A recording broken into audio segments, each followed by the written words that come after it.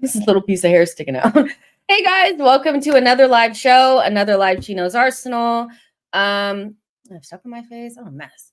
Make sure you guys are liking the video and subscribing to the channel. And most importantly, getting into that chat and letting me know what you guys are thinking and feeling. We're having just a little combo. There's no new news. I mean, there's a little bit of new news, but it's not the best news. Let's be real. And we will get into it. But yeah, it is, what is it? Wednesday?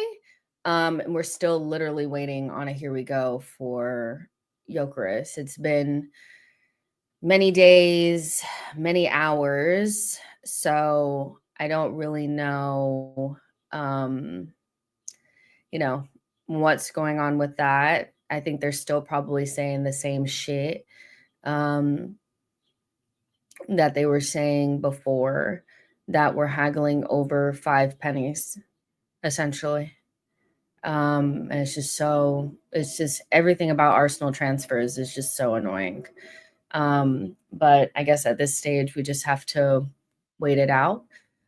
What else can we do? But I want to start off this conversation, obviously, with saying, hello, guys. I love you guys. And I love this community. But I want to make sure that I'm being, what's the word? Responsible. Now, I was blamed maybe a couple of days ago for having the conversation around Nani. And somebody was saying that my negativity was inciting abuse, even though I had already stated that I don't think it makes any sense. But I just want to say explicitly right now, before we get into this conversation, that this is in no way meant to bash said player or incite abuse towards the player. We're going to speak truthfully. I do feel like there's an element of trying to silence people about the transfer by gaslighting them or manipulating them into thinking any negative commentary about the player is abuse. We won't be silenced. We'll be responsible, but we will not be silenced. And I don't condone any sort of abuse in any sort of way. So I just want to make that very, very clear before we start the conversation. Don't know why we've gotten to this stage in life, but here we are. Listen, we talked about this kind of ad nauseum, and this was like the main thing when it came to the Nani signing was, is he coming in as a pure backup for Saka, or is he coming in as the left wing, right? And so I think that was like the main thing, was Arsenal fans were concerned about and I think rightfully so, concerned about, what is wrong with this dog? Rightfully concerned about what position he was coming in for, because I think a lot of us do agree that we need a left wing upgrade, and he is not a left wing upgrade right now, so or in our minds he's a right winger, so I think we're just kind of waiting to see. And kind of my biggest fear was that early on when we started looking at him, they would say that he was a backup, and then as time goes on, they will start to pull the rug out from underneath us slowly and start to be honest about what he is. Spending 50 million on a player to back up Saka never sounded realistic at all. And the people that were screaming, oh, so you don't understand football, you don't get it, they're telling us he's a backup, so just believe. It's like, you think we've been here before? Like, we haven't been here before. We've been here before many times, where it's first they say something and then all of a sudden the story starts to change. We literally went from Isak and Olise to Sesko and Nico Williams to nothing, right?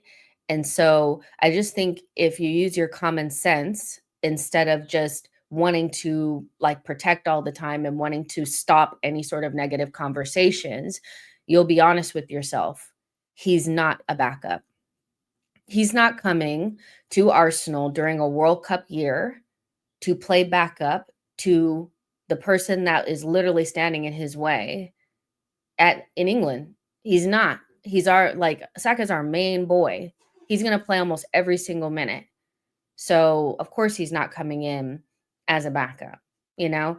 And so I think we can be honest about that now, especially since Charles Watts has come out and said that Arsenal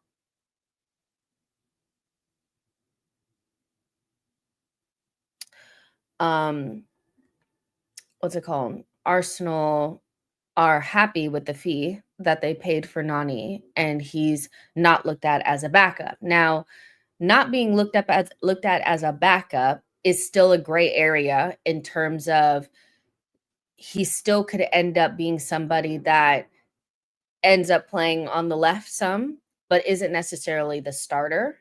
It's still leaving it up to interpretation, but it wasn't ever going to be just a pure backup. And so I do think that there is probably that little bit in Mikel Arteta's head that he can turn this player into some sort of special left wing. Arteta's projects thus far have all failed, in my opinion. Every project that he's had or a player that he thought he could bring in and do something with that wasn't necessarily what they usually do, I think has pretty much crashed and burned. And so having such an important season ahead of us with our backs up against the wall and everybody improving, it does feel as though Arsenal are risking their season once again on a Chelsea player that doesn't play the position, but you're going to bring them in to play the position. Skills, the perfect, it's probably the most like Kai Havertz. Like he was a project. He was a vanity signing. We didn't need him. You just needed to replace Granit Xhaka. And instead of replacing him with somebody like for like or somebody similar, Arteta thought he was going to play some sort of weird diamond with Partey playing at right back, but pinching into midfield. And those little galaxy brain, that little project ended up costing us points at the beginning of the season, and we missed out on the title by 2 points. Now, Kai Havertz is now a serviceable center forward, and so we've made it work, but ultimately, we just kind of needed an upgrade at left wing. That's all we needed. We really didn't need anything else. We really didn't need to find a player that's being kicked to the curb by a rival to turn them into something else. So I'm a little concerned about this desperation to always try to make something into something else. And you can tell me the wages and, this is what so and so said, but I told you guys that after we finished the signing and it was pretty much complete, that we would get some sort of article or something from an Ornstein or a Watts or a Gunner blog now giving us the real answer about where he fits in. And that also has coincided with Spanish sources saying that people that are close to Arsenal are shutting the door on a Rodrygo transfer, most likely because we don't have the money to do it. And so now it's like, here we go. Here we go.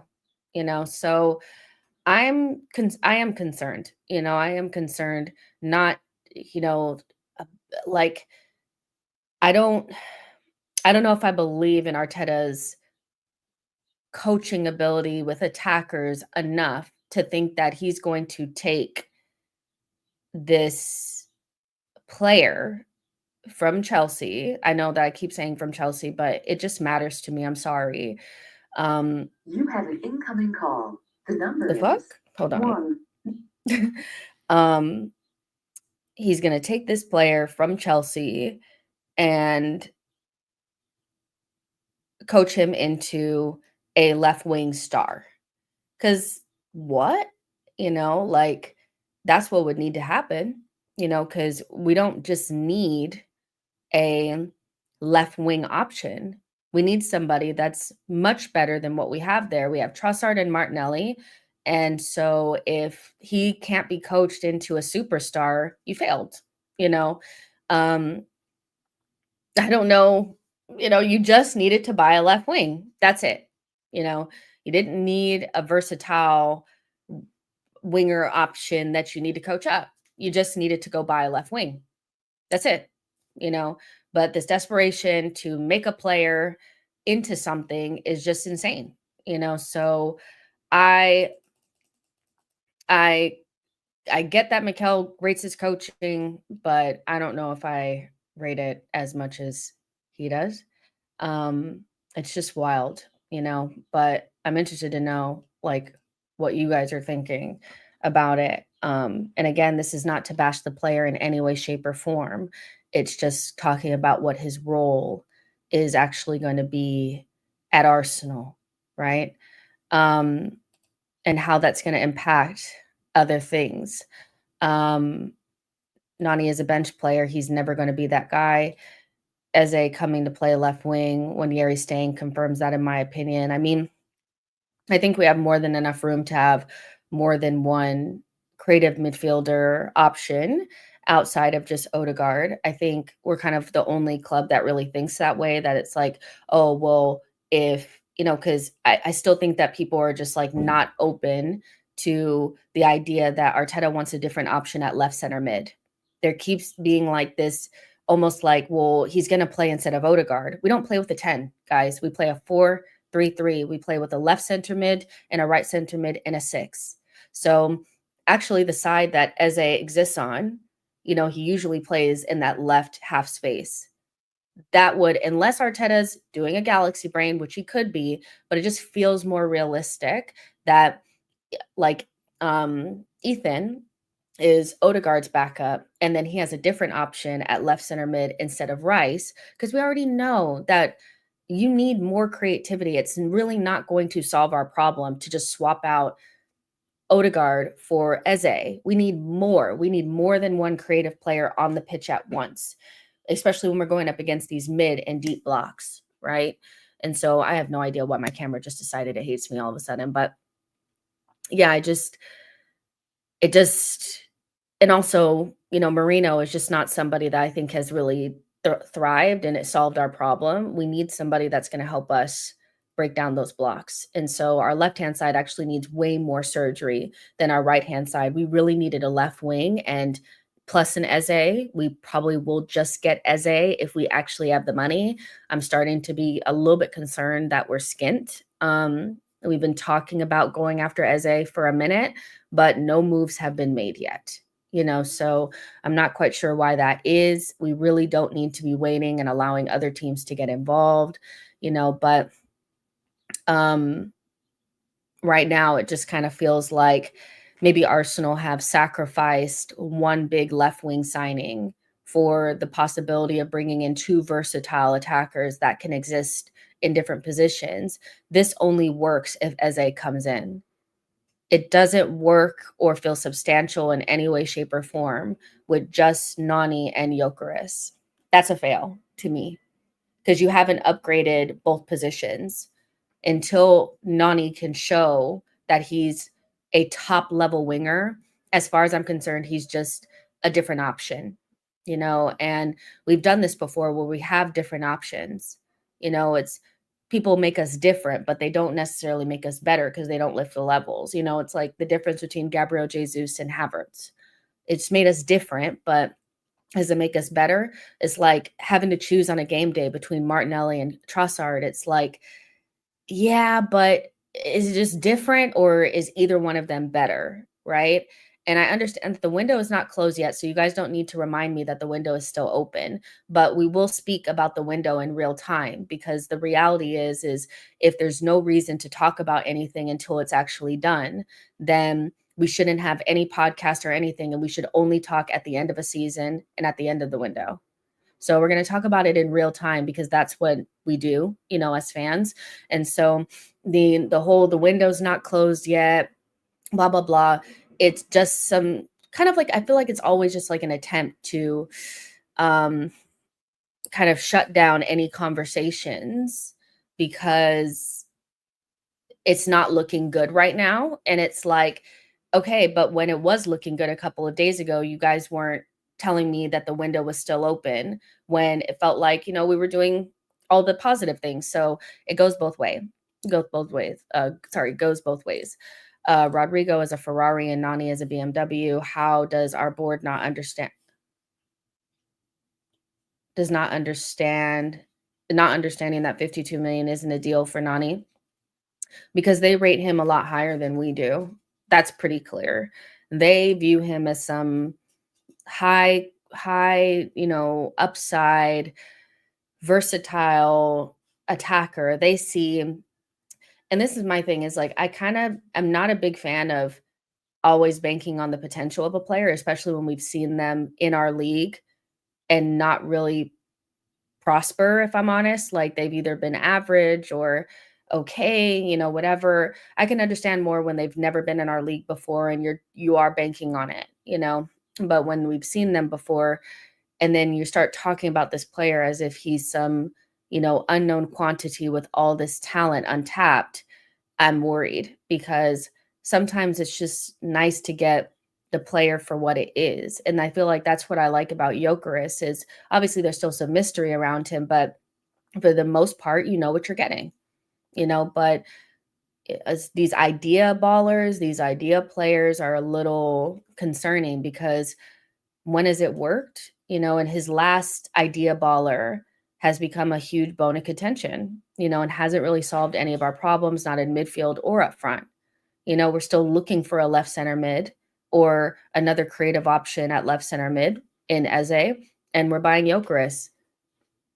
So is he really the answer? Because I feel like we need the answer now. We don't just need an option. And Arteta likes having different options like that do different things, but they're all kind of the same level. And we needed level raisers this summer, not just options. We have that already. Um, let's see. Nani isn't better than Nelly, in my opinion. I mean, there's no definitive information saying that he is, so I understand. I truly think it's a fail if they bring in Eze just because of Madueke being a part of the front three. Let's see. If we got Eze, however, we could see Ethan being bedded in like Foden was at City when he was a teen and up and coming. Arteta likes seniority. We are not buying a left wing, brother. We already brought one. Paul Merson was shocked we signed Nani. Just imagine, but Arsenal fans are not allowed to be worried. We should just be happy to waste funds on a player is joining. And I feel like I feel like it's okay. I know you can see my screen reflecting because I keep doing this. I need to like try to keep my head down as much as possible. But yeah, I just think that like it's just still a very confusing signing because all we really needed was a really good left winger. That's really all we needed. Just like it feels like there's always like a clear formula for us, but we always miss it because we're trying to do something. We're trying to recreate the wheel. And it's like, don't do that. Just go get the player, Like it's just so frustrating. And now I'm concerned that we won't have the money for Eze and we're just kind of waiting to see if we can sell someone. But now there's other teams involved. Now Chelsea's interested in Eze. If we miss out on Eze and we end up with just Jokeris and Nani, it's just and also Trossard and Martinelli are still here. We haven't really improved our attack. We've improved it with Jokeris in a way, but we know we need way more than that. We need more than a striker at this point because it's like we haven't done anything with it, so I don't know how we expect to compete with everybody else, Doku, Savino, Marmouche, Holland, like these types of attacking lines with Martinelli and Trossard and Nani. Like it just doesn't make sense to me. And they rate our players so much higher than I feel like they actually are. But whatever, I don't get it. They're too comfortable with what we have, and I just feel like it's just, I don't know. But I don't necessarily believe that we're not getting Rodrygo because there's other options that we could get. I just don't think we have the money. And so they're kind of thinking like, okay, go get Eze, but we still kind of need to raise funds. Whatever, man. 11 says not a level raiser. Um, this fan base confuses me. Some people are happy with Saliba and Trossard leaving for free, but when it's time to replace them and don't have money because of poor past sales, they'll complain. You can't sell players if you don't play them or kill their value. We have a lot of you know, players that we need to kind of shift on, but they're just hard sells and it's still hard sells. Um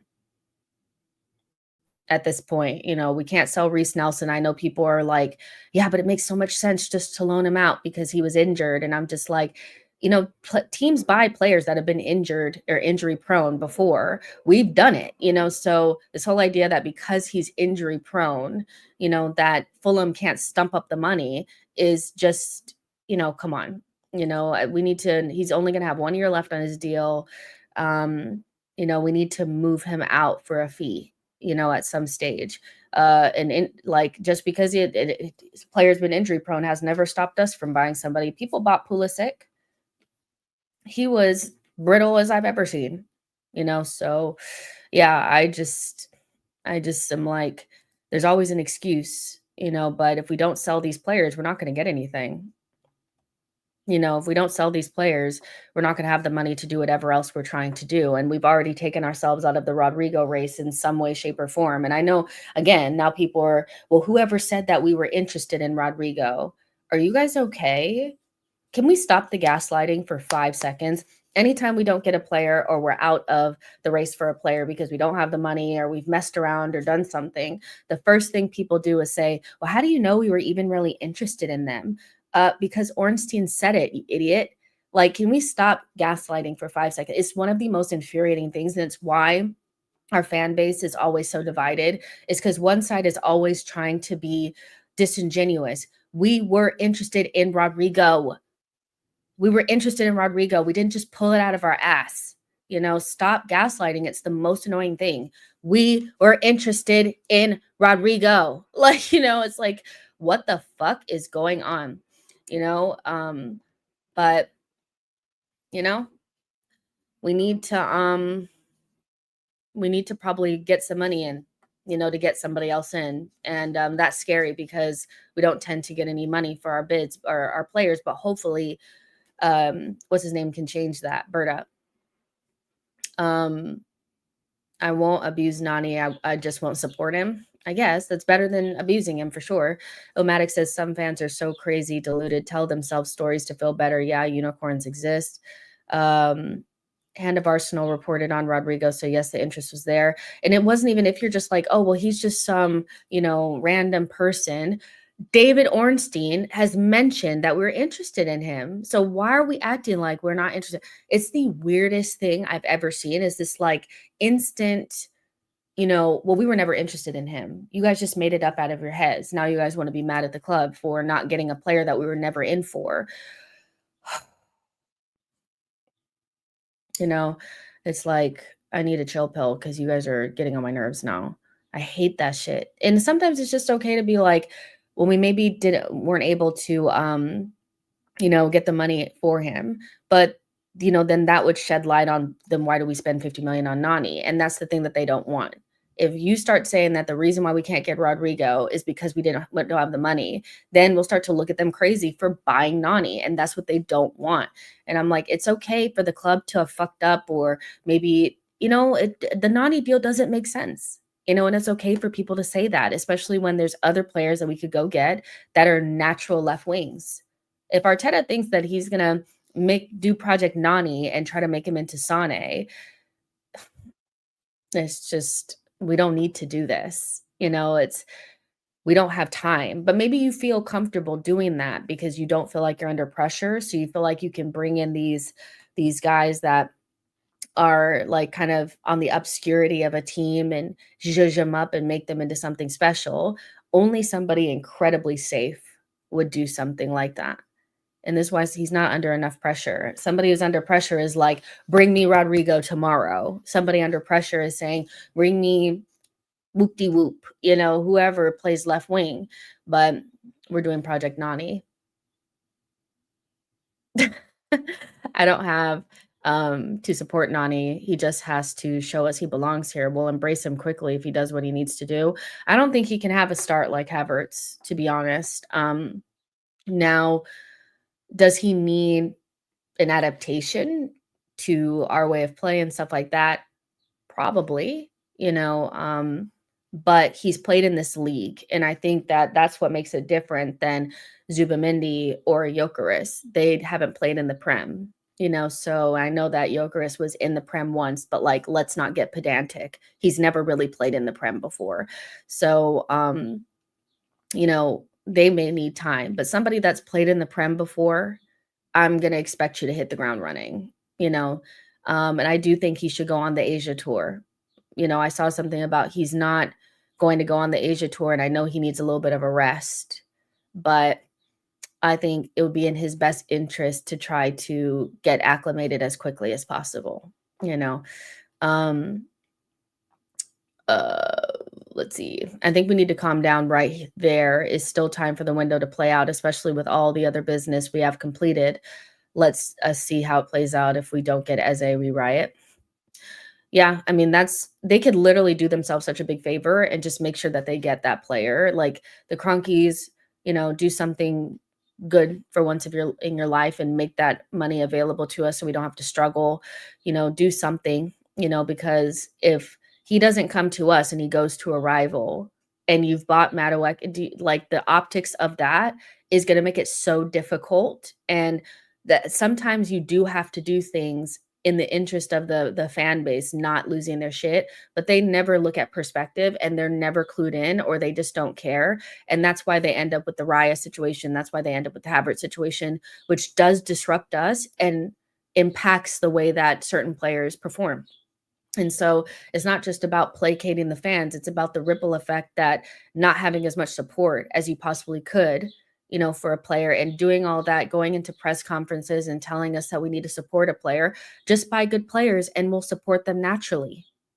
Stop buying Chelsea players and we'll just support them naturally.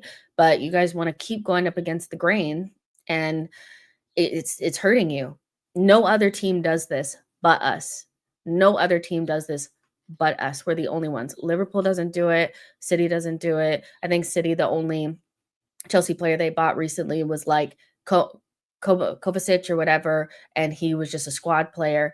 They didn't bring him in to try to manufacture him into a starter, that we need, so we're the only team that does this. You're worse than your scummy ex, Terry, with the clickbait. Well, Harrison, you can fuck right off then. Blocked. Get the fuck out. I'm really not hearing it today. If you want to be a loser and come in the chat and talk shit, then you can be off. I'm not asking you to be here. And you're definitely not going to talk shit about me or Terry and just be in my comment section, so proceed with caution. The fuck? JD says Arteta has this Captain Save a Ho bro complex. This is so annoying. It kind of is, I feel like I would just rather them just get the good players and not have to so yeah. FPL says, don't be rude and tell people to F off when they're just supporting you. Now I'm going to leave the channel, you idiot. Bye. He said that I was clickbait, just like my scummy ex Terry. And so he wasn't supporting me at all. You can go as well. I'll just block you too. You don't even have to leave. I'll make you leave. Like the fuck? You guys sound so dumb right now. Like I'm keeping it about football. You guys are talking shit to me. The fuck? So let's see. What? That's so low. Glad you. I mean, it's just people can say anything they want to me, but when I keep that same energy, then you guys want to be mad. Like, You come to me nice and I'll come to you nice. Sometimes I let it go, but sometimes I'm just like, I don't have time for this. I don't want the gaslighting. I'm just trying to have a normal conversation about things that aren't really innately positive, and they're losing their, it's, oh, Jess, it's, I'm not clickbaiting anybody. I literally read a report earlier that said that Rodrygo is off for Arsenal. Charles Watts, Arsenal talking head, says that Nani is not a backup. Ain't nobody gaslighting you. Come on now, be real. All right, let's keep going. Because I just feel like it's okay for us to have real emotions and not be always excited about the things that are happening. And I'm not necessarily annoyed or like mad about the actual what we're talking about, but I just don't like when people come into my comment section think they can talk to me crazy or talk about people that I care about crazy. I'm just gonna be like, oh, that's okay. Like, no, it's not. Okay, who pissed you off, Jess? She's justified. Arsenal messed up, it's clear.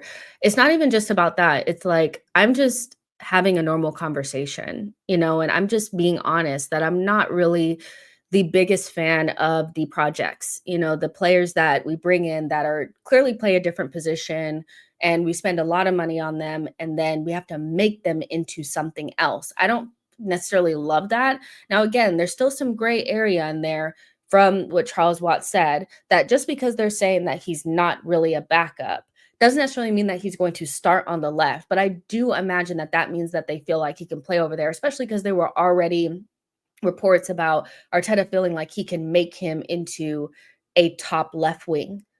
And that to me is a risk when you've already seen the player in the league and we kind of know I don't want to call him like, I don't want to say average, but he hasn't been like really like an exciting player. Like, I don't think any of us have been like, we want to bring in Nani. Maybe a couple of you guys have, but I haven't really seen it.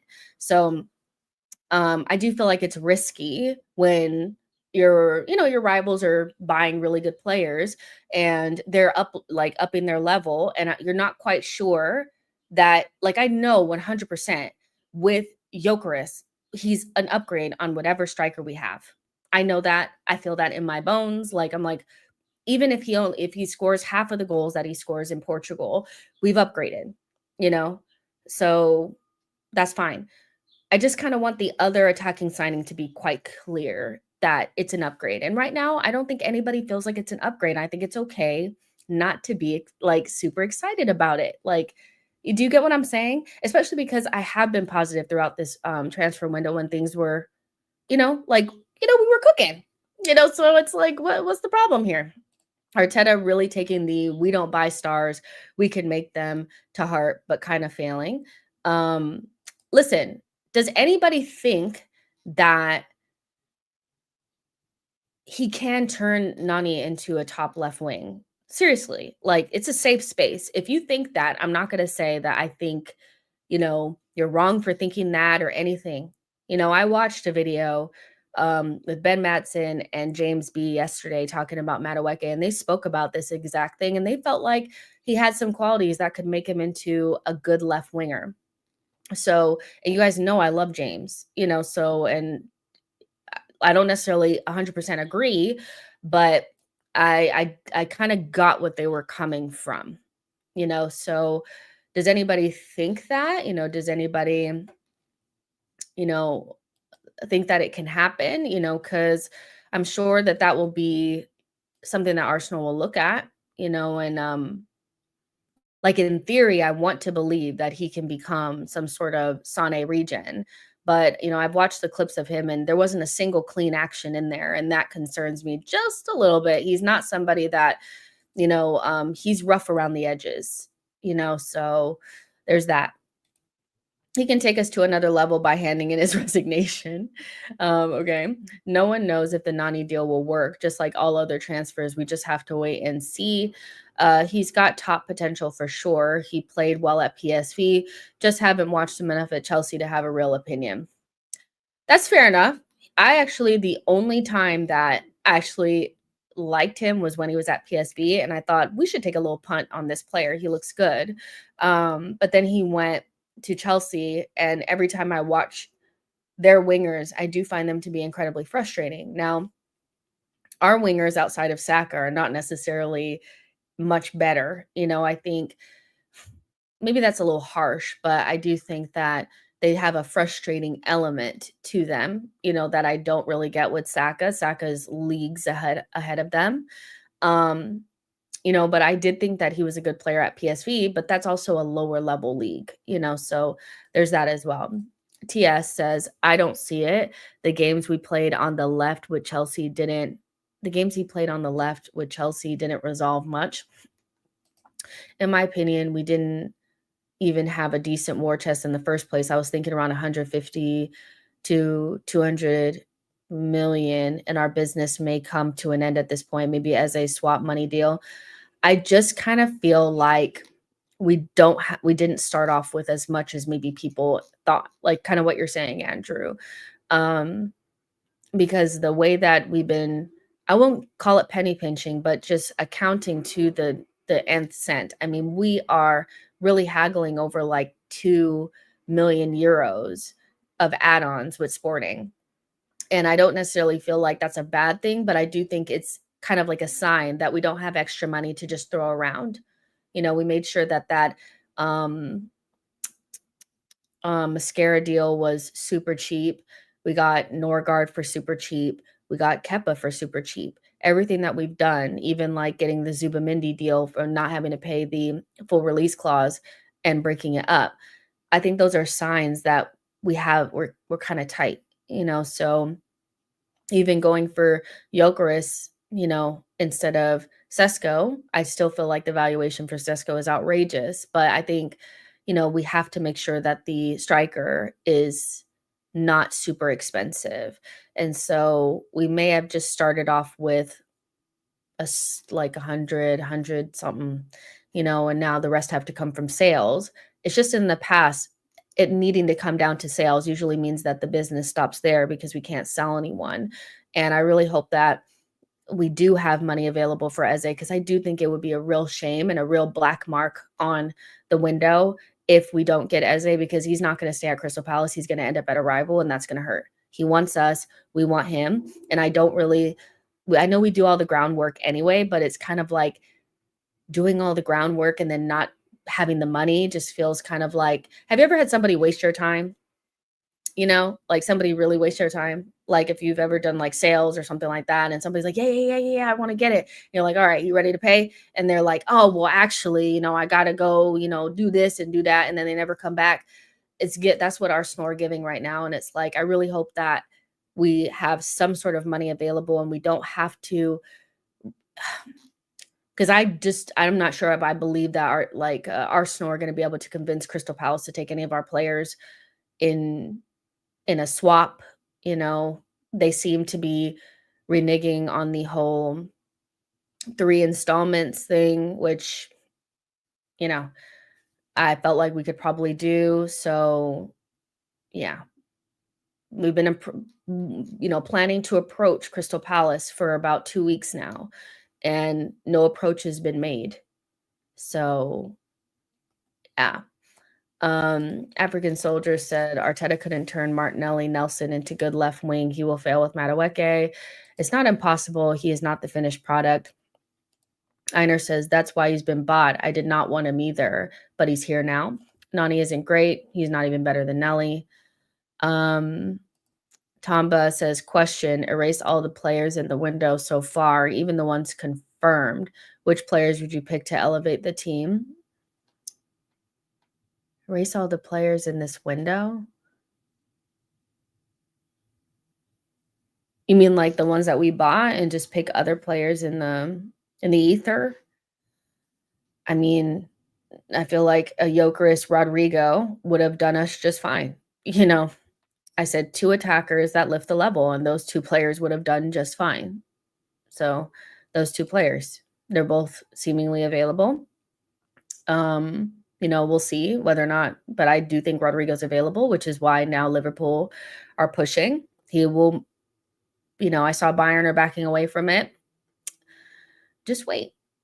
Luis Diaz, Bayern are going to try to get Luis Diaz again. So Bayern take Luis Diaz, the rest, so we could have gotten Rodrygo in this window potentially. So Rodrygo and Gyökeres, you know? At least, the thing about those players is, of course,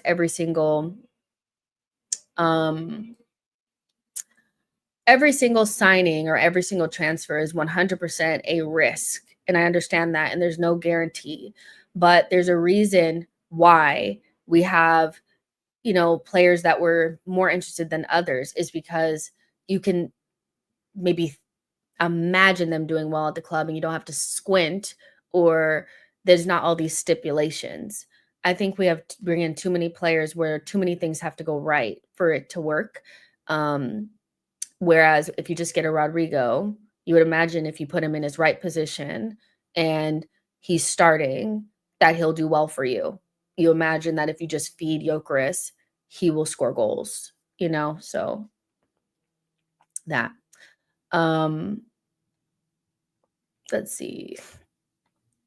If we don't get Eze, the fans will give Nani a frosty reception. Yeah, but that's the kind of stuff that Arsenal do. They'll not get Eze, he'll go somewhere else, and they'll have Nani, and then Arteta will be talking about how the fans need to back him, and it just, it's just don't do the nonsense, and then this won't happen. It's we have supported almost the only players that Arsenal fans have a really difficult time getting behind are Chelsea players. And you'd think, they'd stop fucking doing it, but they just maintain it every window it happens.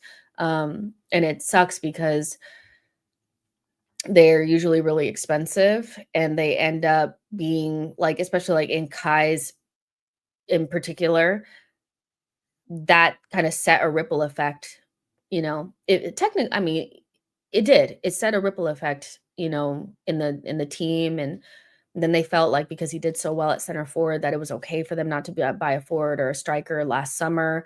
Then he got injured, and then we had Marino. It's like it had a trickle down effect, So if they just didn't do it, then it'd be fine.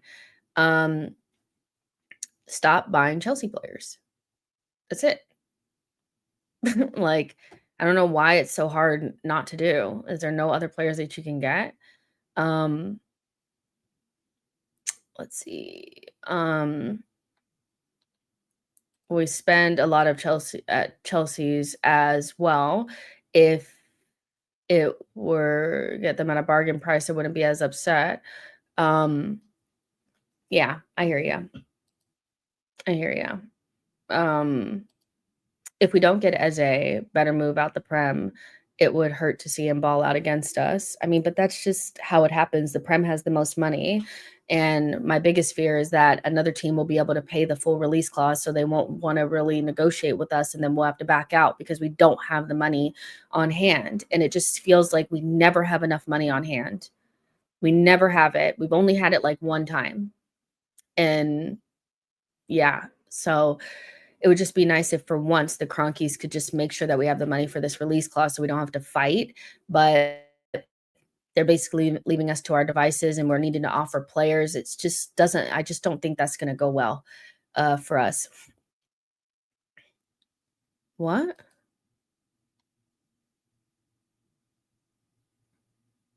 This is fake. There's no way.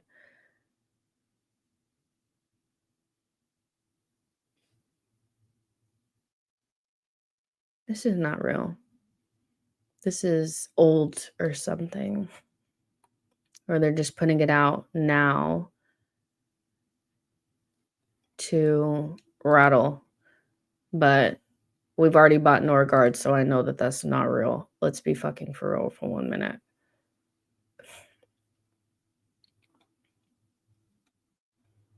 They're saying we're in serious negotiations for João Paulinha, but we're not. Let's be honest.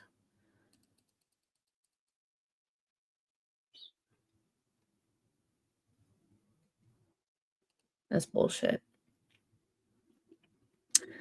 Okay, it's time to ban you as well, because it's like you would think that, like, as a rival fan, that if you're in somebody else's house that you'd act accordingly, but you are calling people names and being abusive for what? And I don't even know why you're here because your club can't even get Mbomo over the line, but you're in our chat talking shit to us. Looks like you need to face front.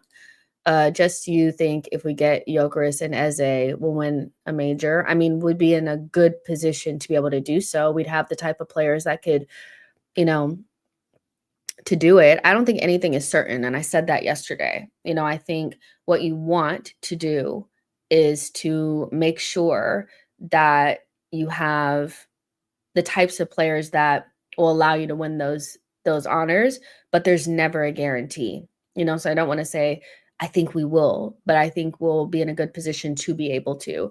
In order to win the Champions League or the Premier League, we're going to have certain types of players in our team. Mavericks, X factor, win at all costs, can score no matter what's going on, unlock defenses, things like that.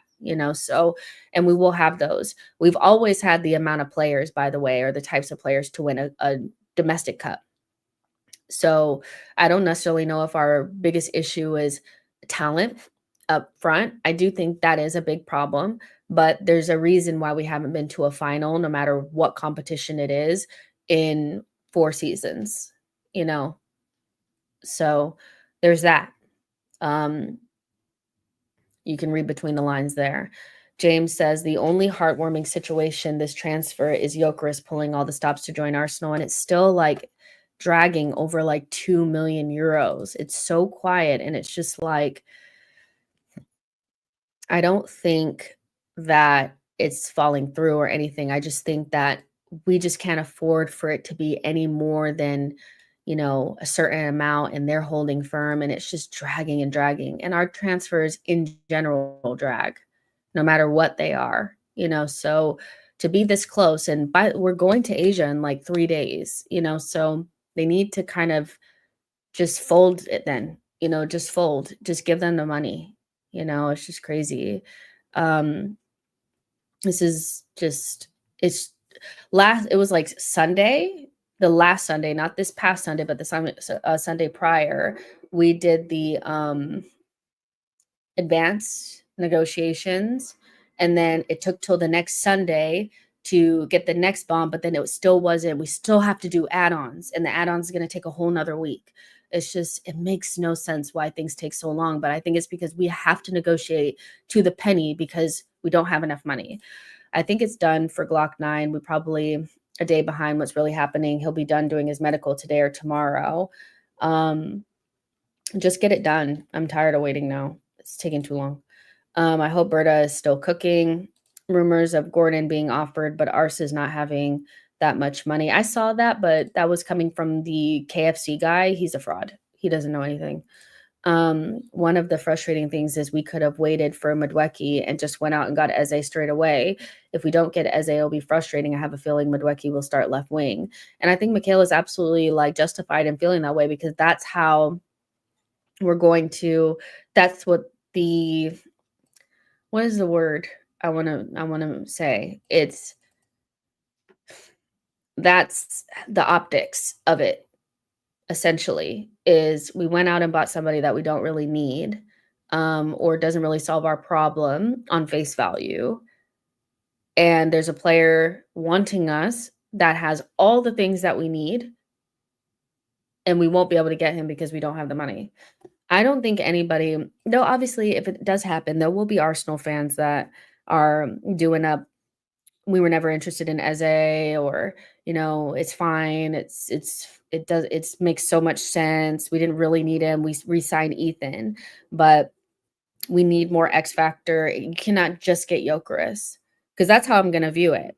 If we just get Nani and Gyökeres, it's essentially we just bought Gyökeres, and that's not enough. So I think it's, you're more than justified there, Michaela. Yeah, Eze should have been signed before Madueke. Ain't like anyone was rushing to sign him. And now people are interested in him. And that's going to complicate things, because the other team that are interested usually have more money than us, so that's what I'm like, we should have just got him first. Madueke still would have been there, and nobody's knocking down his door, so Yeah, it's just strange that Arteta was so desperate to bring in Madueke, but it's because he's, you know, he's a project or something. I don't know. I don't get it. I don't understand Arsenal, and why they do things the way that they do them. Him being Madueke and nobody was rushing to him. I trust Berta to sign Eze. There's no need to panic. I hope we get him because we still haven't improved enough. We still don't have, like, it's just a yeah. I wanna say, like, 3 of the players that we bought so far are, like, backups or, players that aren't really gonna play a lot. Norgard, maybe Mascara will play a little bit more, and Kepa. So, the only level raiser that we really have done is Zubamendi and hopefully Gyökeres sometime in the century. We need at least 1 more, and Nani will just until he steps onto that pitch and looks like a really good player, yeah, it's just we just bought someone. Like, we just bought a player, Jess Sky Sports transfer show is coming on in 5 minutes. They're so slow with information, I am quicker than them. Um, let's see, you are right, we have not improved our attack. It's just like Gyökeres does improve us, but it's not enough because we've needed a striker for a minute now. Now we need wingers because the 2 wingers that we have on the left-hand side are just I don't know. I know a lot of people feel like, especially Martinelli is much better than we give him credit for, but we need to upgrade there, in my opinion. So, Nani at the most makes us different, not necessarily better. We gave the other team that are interested more money buying their inferior player, and that's how people will say it. That's how people will think, and I just don't think that we can blame them for thinking that. It's just nonsense. Um, let's see. Liverpool and City have more firepower. They do. They had more firepower coming into this window and they've added to it, so um yeah, they've added to it and we were already like behind, so we need to add more. And I don't want to pretend like I think of course, like I'm not going to like glaze or twerk for rivals players. I can recognize that I feel like their group is probably stronger than ours, but I'm not going to be like, "Oh my god, look at Marmouche." Like I'm not going to do that. But I also don't want to overinflate how I feel about our players as well because I think I'm on record saying that we need at least 2 improvements and if we don't get those then we're still behind them, So yeah, we need more for sure. Um Let's see. The biggest thing against us and these signings is that rivals have also strengthened significantly. It's going to be a fire season. It is, and we need to be a part of it. We can't just be like, I just want to go into games. Like, I feel like this is what it comes down to, guys. Let's get soft factory really quick. Let's get into our feelings. I want to go into games against the best team, not feeling like it's a certainty or a likelihood that we will not score. Meaning, I don't wanna feel like we're not really creating chances and we have to squint to see the chances when we go away from home to the Etihad or Anfield. I know that Anfield we did score goals there, but, like, on a normal basis when they're not on the beach and we're playing and it's an important game that we're not gonna be at having to kick the ball off of so and so's shin to get a corner so that we can have a chance. You know what I mean? And I feel like with what we've done so far, and assuming that we got Gyökeres through the door, I still feel like it's not enough. I just don't think it's enough to feel certain. Um, so yeah, I think we need more, especially when we're looking at, in world football, what other teams have at their disposal in the front. I think from a defensive standpoint and maybe in midfield, we're kind of in the same vicinity, but you're looking at the PSGs, you're looking at the Barcelonas, we're not really cooking with the same gas, so it's soft factory. that I want to feel like when we're going to the Etihad that when we get that chance on the counterattack, we're going to put it away. If you guys are not on Twitter, stay off Twitter. If you're not on Twitter, stay off Twitter. But I will tell you that there are these clips going around about us on the counterattack. I know that we focus a lot on the um the low blocks and mid blocks, but we are so bad on the counterattack. It is so sad. And it's not just one player either. It's not, just Martinelli. It's not just Kai. It's Odegaard. It's Saka. On the counterattack, we are just diabolical, so to put it mildly. And so when you're playing up against like the cities away from home and stuff like that, and you're going to get the odd counterattacks here and there's and stuff like that. Um, you need to be able to take advantage of those things, and right now we don't have the firepower to do it, so counterattacks need to be much better. We need to be able to get more technical against deep blocks and also have more game breakers in those positions. And so we still need more, we still need more. So Eze, I mean, if we got Eze and that was it after Jokeris, I'd be more than okay with that. I'd be like, okay, we've pretty much done what I expected. I know that Eze is better than Martinelli as a player, even if he doesn't play left wing. I'm not going to hold you. Eze is better than Martinelli. And if we start him at left wing, we will have improved. Jokeris over Kai Havertz is an improvement. I know that at the bare, like at the bones of it, he's going to be a better striker than Kai Havertz. Fine. So that's pretty much, where we're at. I agree with you, Jess. Yeah, but him at left wing will not be that much of an improvement, though. I think he is much of an improvement on left wing. I don't think people really deep how bad our left wing situation is and how just having a better player there, even if that's not their natural position.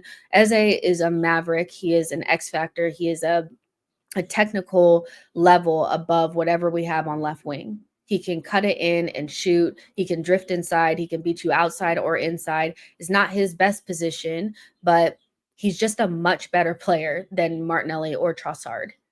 So just stick him on the wing. It's not the first, like, we have really fallen away from our recipes so badly. I fear that Arsenal fans have been indoctrinated into this idea that you have to be a left wing to play on the left wing. Arsene showed you for years, baby. Like, you don't have to be a true left wing to play on the left wing. You just have to have better players that know how to solve problems, and it will work. It'll be fine. We've played like 5 or 6 attack mids on the pitch at once, and nobody was saying, yeah, well, Santi's not really a winger, is he? It was fine. It worked, so I think we've been indoctrinated into this idea that you're like Martinelli is a left wing, so he's the only person that can play there. And if we play a 10 on the wing, the whole thing will collapse. It won't collapse, you guys. Let's be honest. Come on. Let's see. Arteta's theory of rest defense is that the faster you attack, the faster you will be countered. Therefore, we attack slowly to minimize the speed of our counterattacks. And I agree with you on that. Yeah. We obviously have slowed things down and are less, dynamic because the more you attack down the center and the faster and the more movement, the more likely you are going to be out of position, you get countered and they score. Everything we do is based upon limiting the opposition from being able to hurt us. And good teams don't think about that as much as they think about hurting the opposition. We don't think enough about hurting the opposition. We think way too much about what they're going to do to us. That's why the Brentfords and the Brightons and all of them, they continuously take points off of us because we're so focused on them. We need to focus on us, just a little bit, So what happens if Eze plays on the left and still has a similar issues like when we tried Odegaard and ESR as 2/8s? I mean, we'll see when we get there. I'd rather see and not do it because of fear that it may not work. And one of our bigger issues, if you're talking about playing to number 8s or whatever was that Arteta didn't change his tactics. When either Fabio Vieira or ESR played left center mid, they played it like a player that is not meant to be a free number 10. Both of those players were number 10s and were played at left center mid. They could have played there, but Arteta didn't allow them to be free. He just kind of stuck them in that position and made them do wall passes backwards. There was never a point where you saw ESR pick up the ball in the left half space and just dribble like he did when he was at left wing or when he plays 10. So if anything, it's not really a player problem, it's a Mikel problem. Because as a rule of thumb, through much time watching this sport, because I know you've watched the sport just as much as me, if maybe even longer, Josh, that you do not have to be a left wing to play left wing. Every player has different strengths and weaknesses. That would mean that Gabriel Jesus could never play striker because there's one template for a striker. We know there's not one template. We literally, first of all, we have midfielders playing left back, center backs playing left back. It doesn't matter if you know how to modify, you know how to get these players into the right positions, and you know how to put players around them to make sure that their best attributes shine and their weaknesses don't. They can play those positions. You know what I mean? I'm not worried about it. I am worried about Arteta modifying his tactics, but I worried about that with Gyökeres, and I also worried about that with Rodrygo, because it's not really an Eze problem. It's a Mikel problem. Brian says, what do you see in Martinelli? This is confusing to me. Aren't people tired of seeing him staring at his feet while dribbling? Let's see. I don't know. You have to ask them, because I'm not a part of the club. So I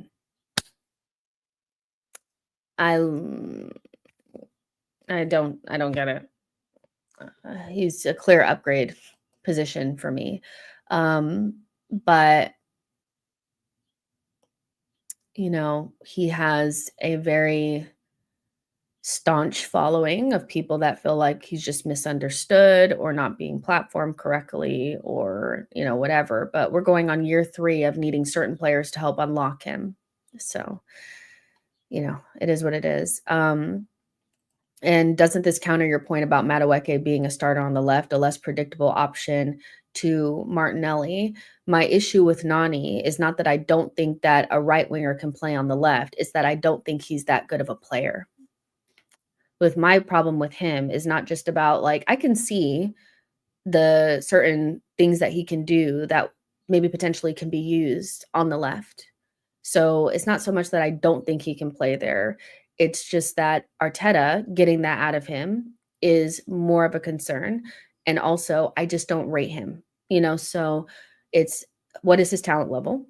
And then it's also, Mikel's projects don't usually work out, these types of projects, where it's like, we're so confused about why we're bringing in this player from a talent level, an optics level, and do they even play that position level?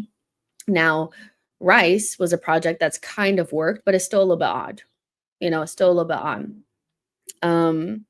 And outside of that, the only other things that have kind of worked are like defenders, but in attack, I don't know.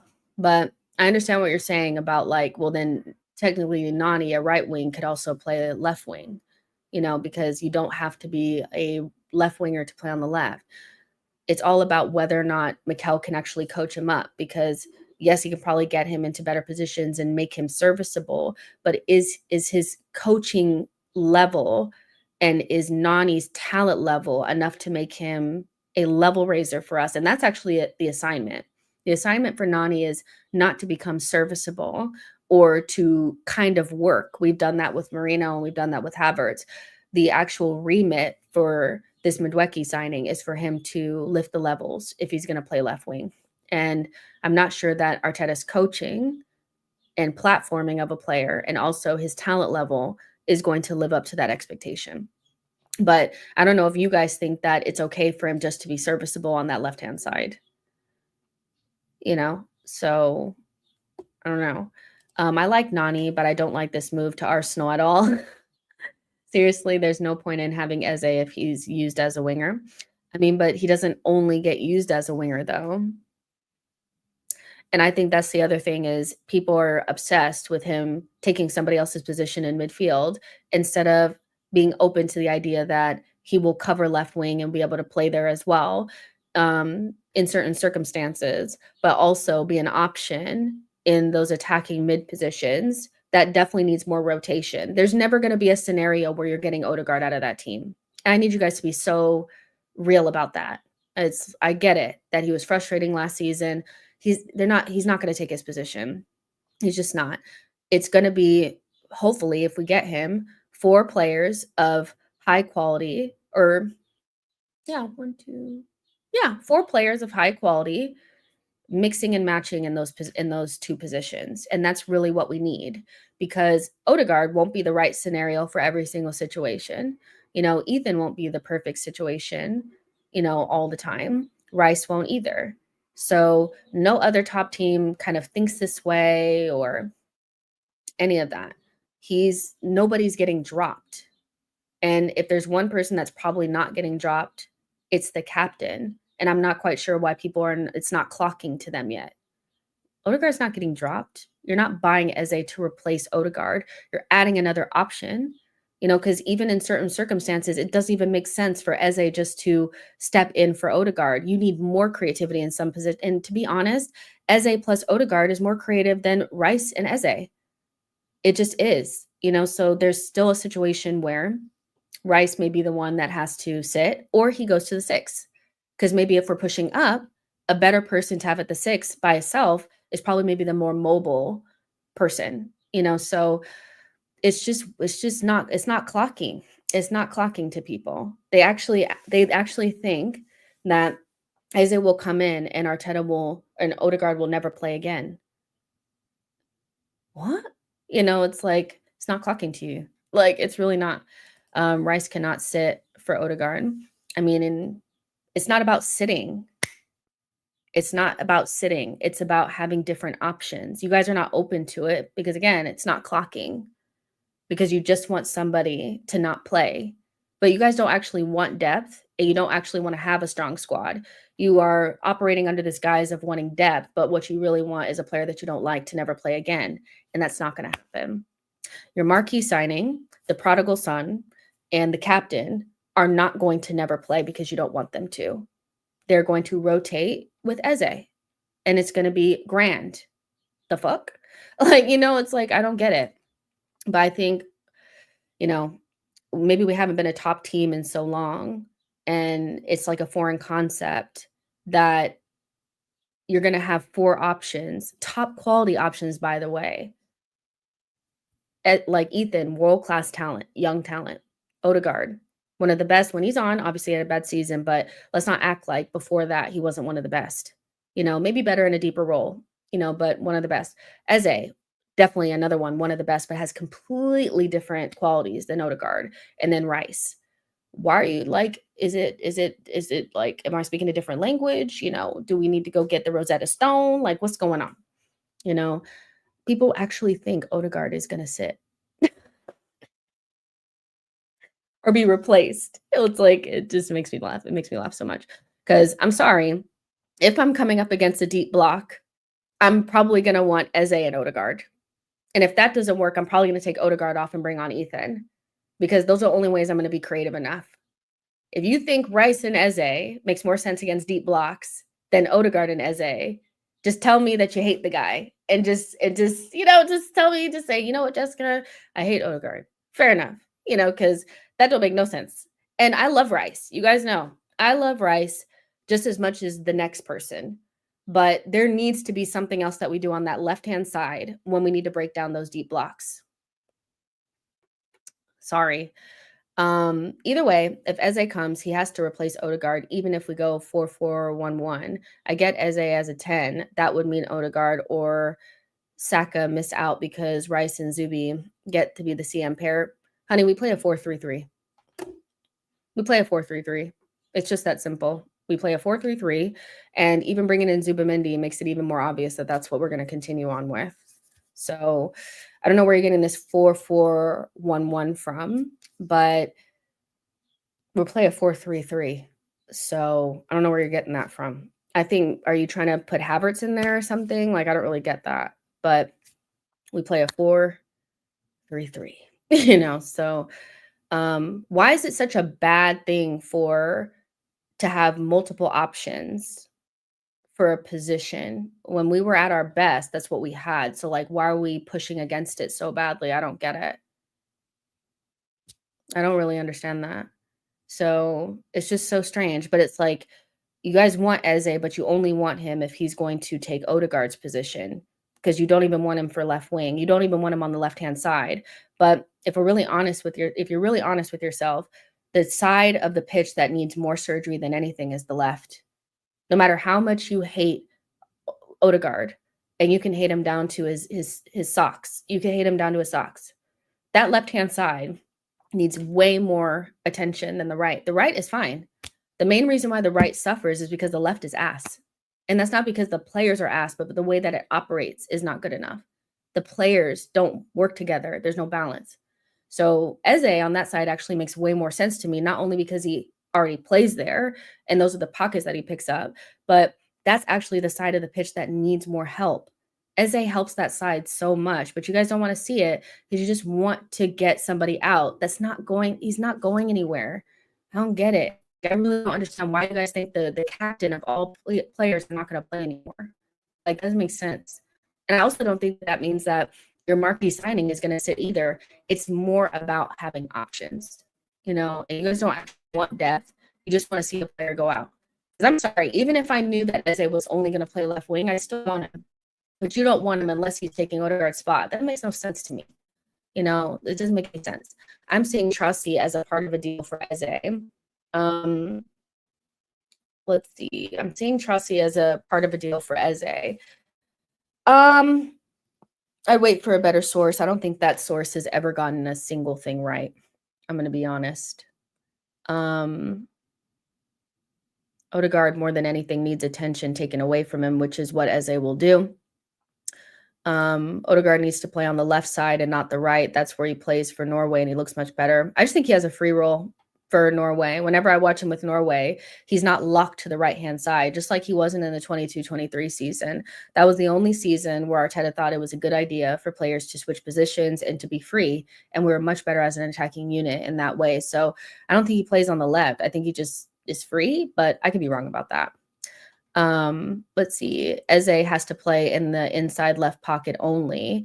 I just think that's where he thrives. So I don't know why people are like making a big deal out of it, especially because we know the left-hand side needs some help.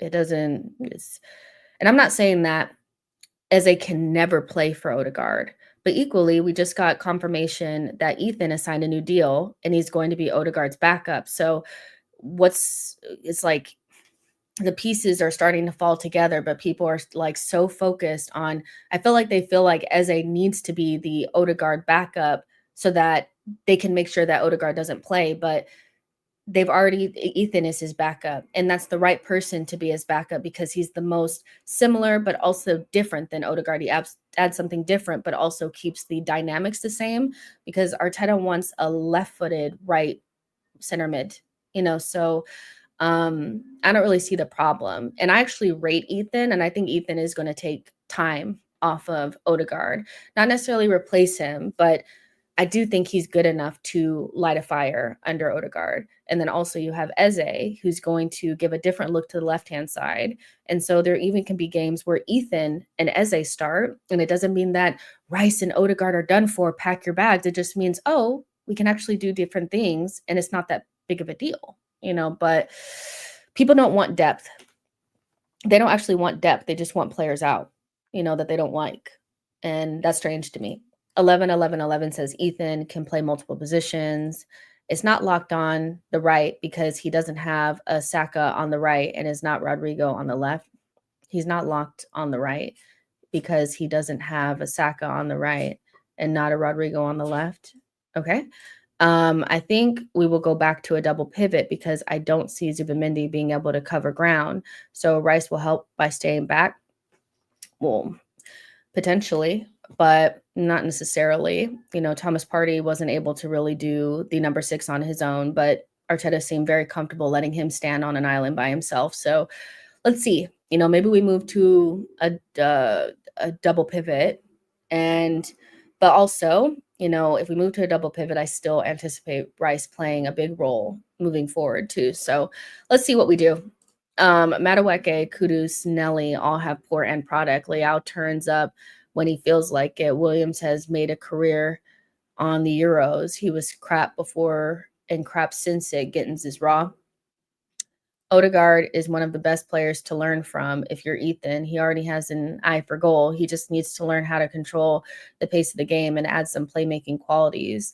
And I do think Ethan has playmaking qualities, but I also think that he's just more likely to shoot. And I think that's what makes him so special and why he's going to be so useful. Because probably the main reason why you want to take Odegaard off if we're chasing a game is because you need somebody that has a bigger eye for goal or somebody that's going to give you a goal.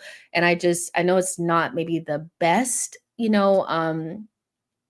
comp because we don't necessarily love this player all the time, but I do see him quite similar to like a Foden in that way where he's going to add goals, to the team. And I think that's really useful. And so, like I said, in some ways he's really similar to Odegaard in terms of being left-footed on the right-hand side. He likes to be in those same pockets as Odegaard as well.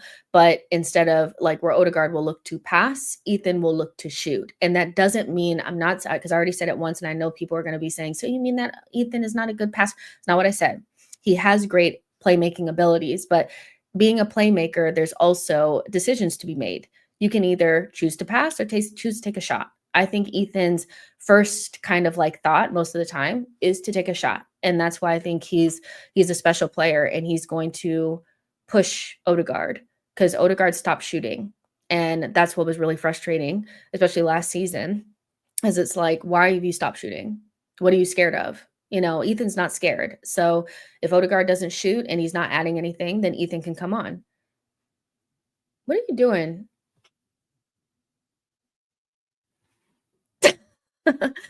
Guys, explain what's happening with Jokeris, please. There's nothing really to explain, to be honest. We're just waiting. We're waiting still for them to decide on these 2 million euros worth of add-ons. It's long. It is.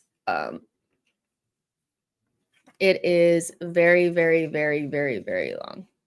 So, and this whole Crystal Palace are open to a cash plus swap deal with Arsenal involving Leandro Trossard. No offense to this account, but they tend to talk about transfers and they don't really ever come true. Like their exclusives or like the little kind of like rumor things that they talk about, they never really come true. So I tend to stay away from this footballtransfers.com.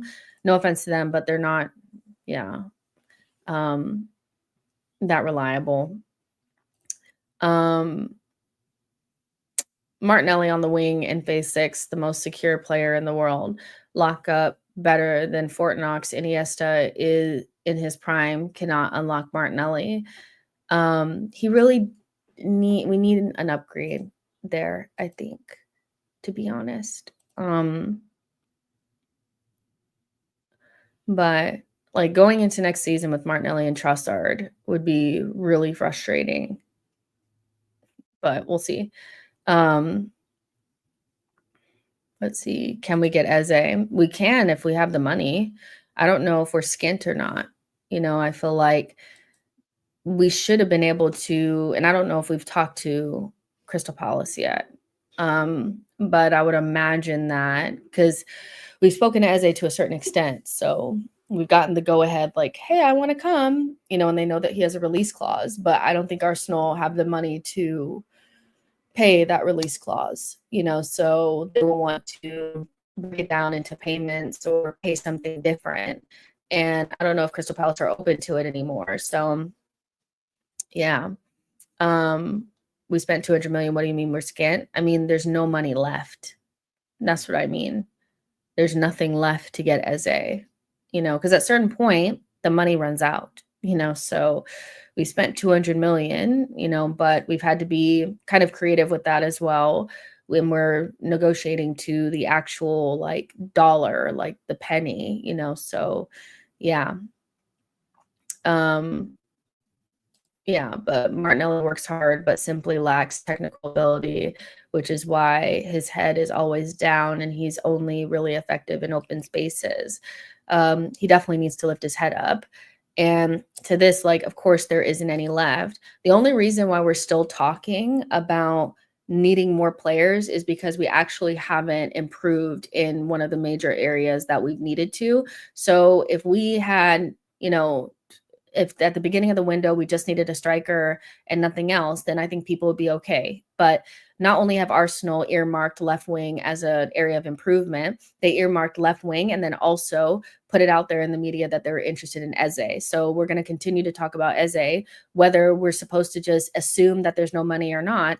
People are going to be asking, you know, what about Eze? And so we're going to continue to talk about it. I understand we spent 200 million, but it's not my fault that Arsenal have spoken to Eze and are trying to get him, whether they have money or not. That's not really my problem, is it?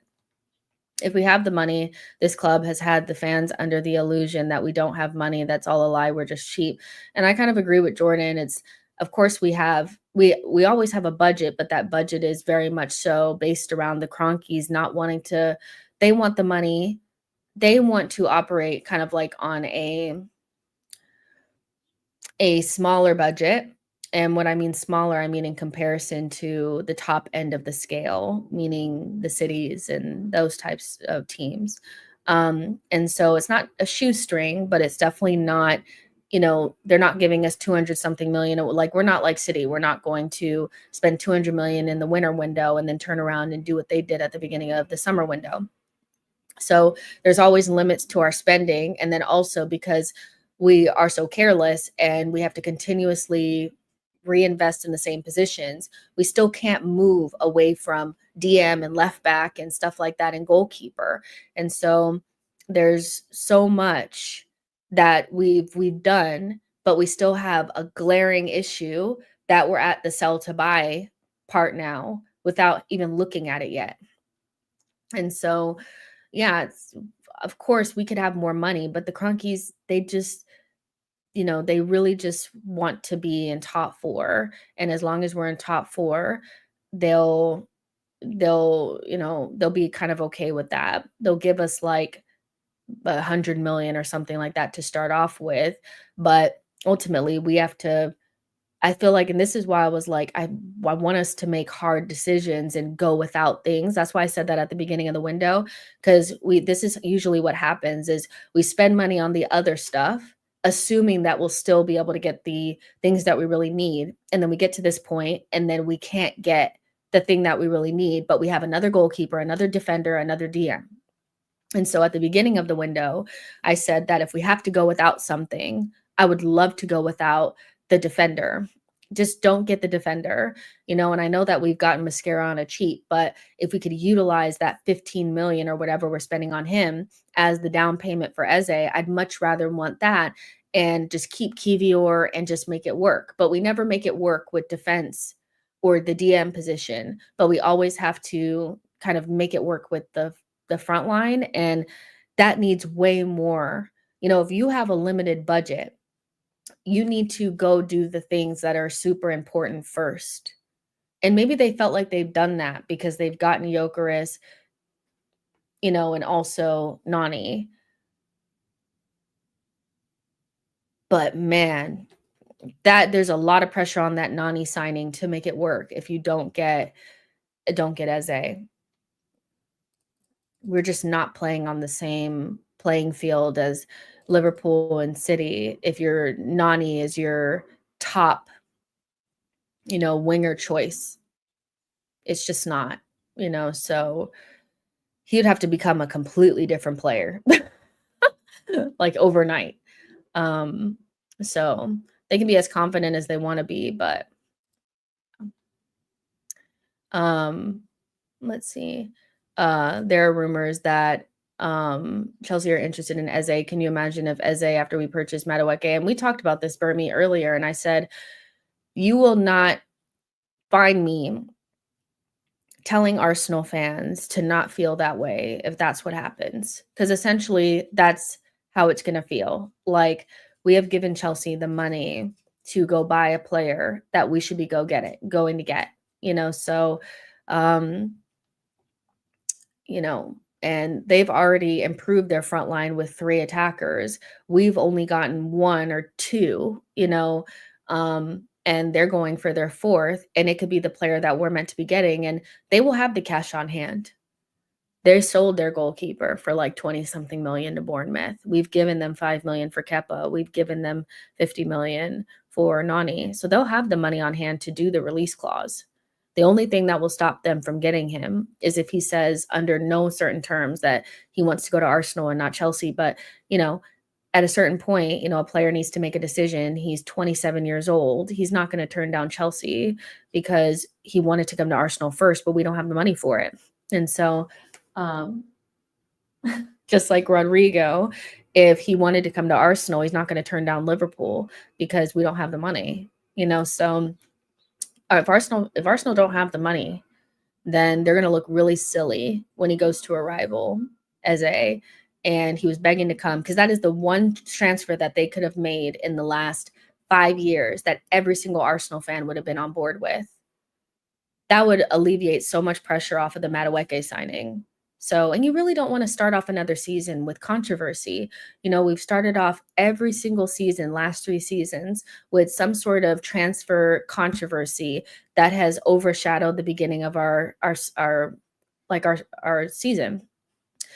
The one from the first, like when Kai and them came in, it wasn't even just Kai, it was Raya. That lasted all the way until January. And also the Kai Havertz stuff didn't calm down until he started playing a center forward. So, and that was problematic, Then the next summer, we didn't do anything. We got Raheem Sterling and took 2 months to get, Marino in and Calafiori in, right? Then this one will be that we bought Nani and then potentially Eze goes to a rival because we don't have the money.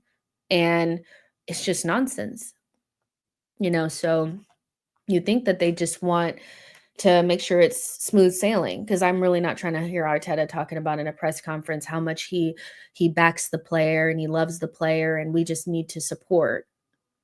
It's I'm not gonna be hearing that. Wasn't Kai's first game at center forward. I mean, first game in the season, the Community Shield, you know. That doesn't really count, does it? Especially because the first game of the season he started at left center mid. So don't forget we did nothing in Jan. They just need to get this window correct, and right now it's looking speculative. It's starting to look like the beginning of the rug being pulled out from underneath us. Because if Chelsea are doing initial talks with Eze, that means that they're looking to get the deal done soon.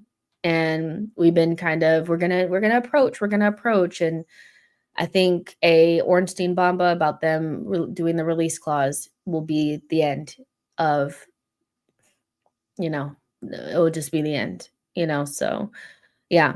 I think we'll get Gyökeres and another attacker. No way we made Nani our left wing first choice.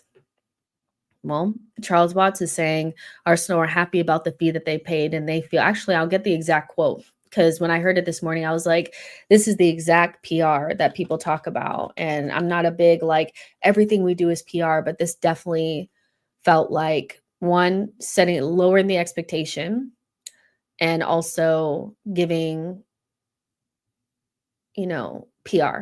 Arsenal are very happy with the fee that they paid for Nani Madueke and are adamant that it will be seen as excellent business in a few years' time. Mikel Arteta really pushed for this deal, believing he can thrive at Arsenal and does not view him as a backup. So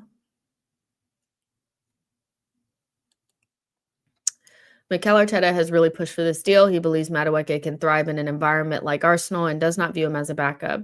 He is bringing him in to play a lot of games, whether that's on the right or on the left.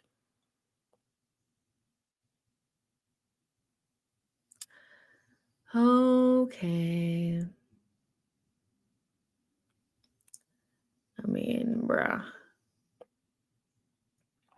It is just the pressure you are putting yourself under for no reason by bringing the signing in is just so it's just so I've just never seen a manager like this in my life, and I don't ever wanna see another one. You know? I just want a manager that knows what good attackers look like and can bring them to the club. Like, is it that hard? Like, I don't get it. And then for people that are just joining that are like, "What is the no Rodrygo thing?" That a Spanish source, let me pull it up so you guys can see, or well, I'll read it to you. But it said sources close to Arsenal have explained to SER Lasser that a deal for Rodrygo and the London club is very complicated. We don't say it's impossible, but the Arsenal road appears to have closed, which is not necessarily that surprising because if anybody used common sense, once we signed Nani, it just felt very like, okay, this is the signing for the wing, And again, the only way that this is okay is if we signed Eze as well. You know, why would you go after Nani if Rodrigo is potentially available if you weren't doing it to be able to get two players instead of one? Because maybe the wages attached to Rodrigo and the amount of money is too much, but you could probably do Eze plus, you know, Nani, so I'm just waiting for them to actually go and try to get Eze done because there's just a little thing in the back of my head that's like, Chelsea are going to put pressure on Crystal Palace because they're going to have the money for the release clause and they won't work with us because they'll figure, well, why would we do this when we can get all the money up front? Because we will have given them the money to do that. So, yeah.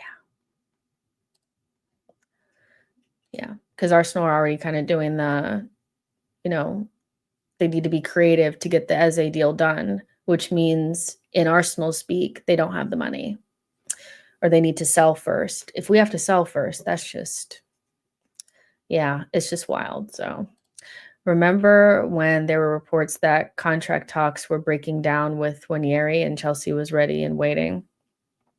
Spend 50 million on Nani for a backup is mega stupid. He won't be a backup. Let's be freaking real. But that's the thing, Diallo, is when I was saying that earlier, people were screaming at me and saying, but the club is saying, but this reporter is saying, but this is saying. And I'm just like, yeah, but we've seen this before. These same outlets, it's always the same with the window. It starts off in this big, like, they're going to have the best window. It's going to be unprecedented. How many times have we heard that from a window like recently? Unprecedented window. Arsenal are going to look for this position, this position, this position, looking for these players, this players, this players. And then as the window goes down, they start to, the Charles Watts, the Ornstein, these types, the Gunner blog, they start putting out these articles that, start to lower the expectations. And there's always a lower standard of player involved and less players and less positions being filled.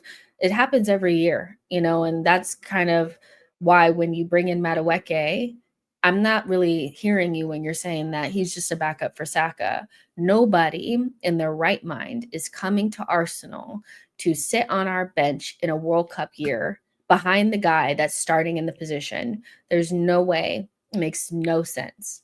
Arteta has promised him that he's going to play both positions. And again, Martinelli, Trossard, and Madueke is not an upgrade on left wing. Our left wing position is as it was. as it was. We are not winning anything, bet everything I had. Why is everyone shocked? I'm not shocked. A lot of people are not shocked, but we were shut down and told that we don't get football and you just don't understand depth, and that's what good teams do now. They spend 50 million on a player for backup and you just don't understand, you just don't get it. And it's like you're the one who doesn't get it. And now they go missing, out of nowhere and it's like, "Nah, come back." You said that he was just backup for Saka. You know, we have quintessentially got the Nani deal done, and within a day of that, also Rodrygo, the door is shut. You don't think those two things, you don't think those two things are connected, baby? Come on, let's use our common sense here. Um, 50 million for a backup, no chance. He's here to start games. We just have to hope Madueke transform into a beast and score goals. I mean, Arteta has his work cut out for him. Now, funnily enough, and this is probably going to sound strange coming from me, but let me land. I actually think it would be harder. It's actually would have been harder to turn Kai Havertz into a top midfielder than it would be for Arteta to turn Nani into a good left winger.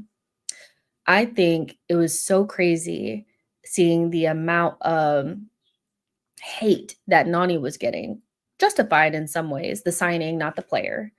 But the same thing didn't happen with Havertz. Now, I have not been impressed with Nani at Chelsea, but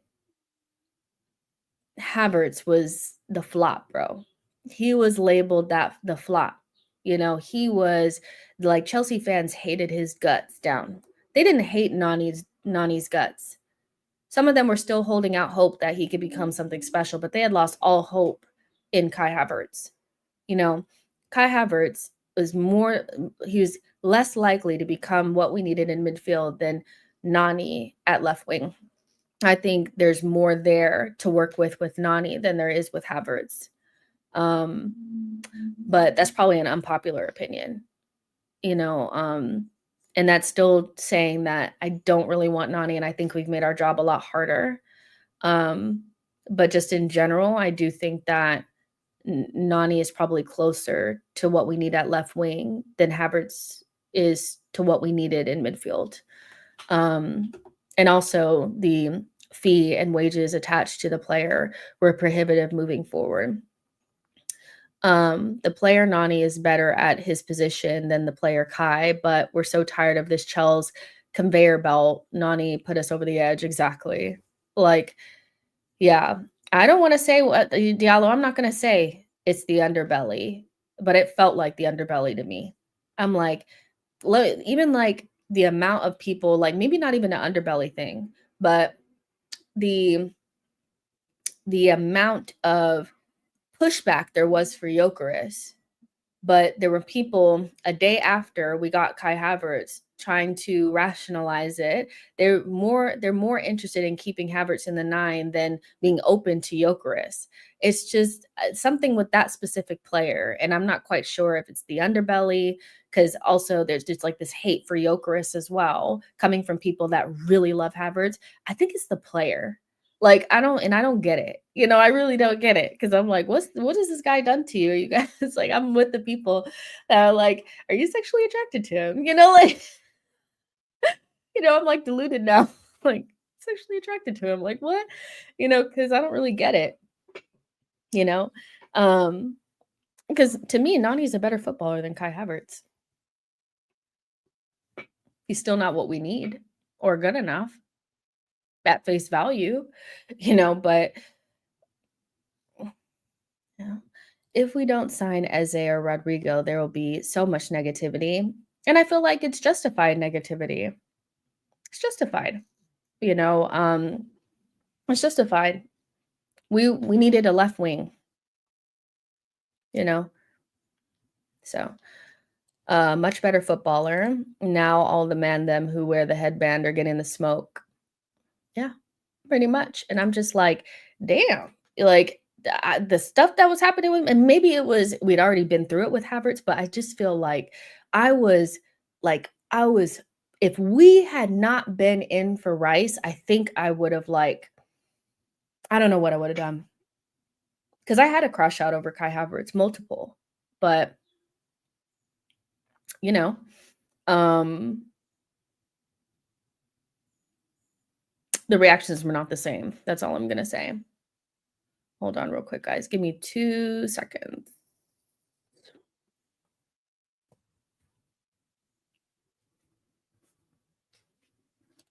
Sorry, I had something on my face. Wanted to get rid of it. Rice level head loss, legendary. um, I mean, if we were not in for Rice when the Kai Havertz news came through, and that was like the only thing that we were doing, and we weren't hearing anything about Rice, I don't know what I would have done. But it was like Nani was like, that's where I draw the line. I'm like, you didn't draw the line at Kai Havertz? Like, what? Like, I don't get it.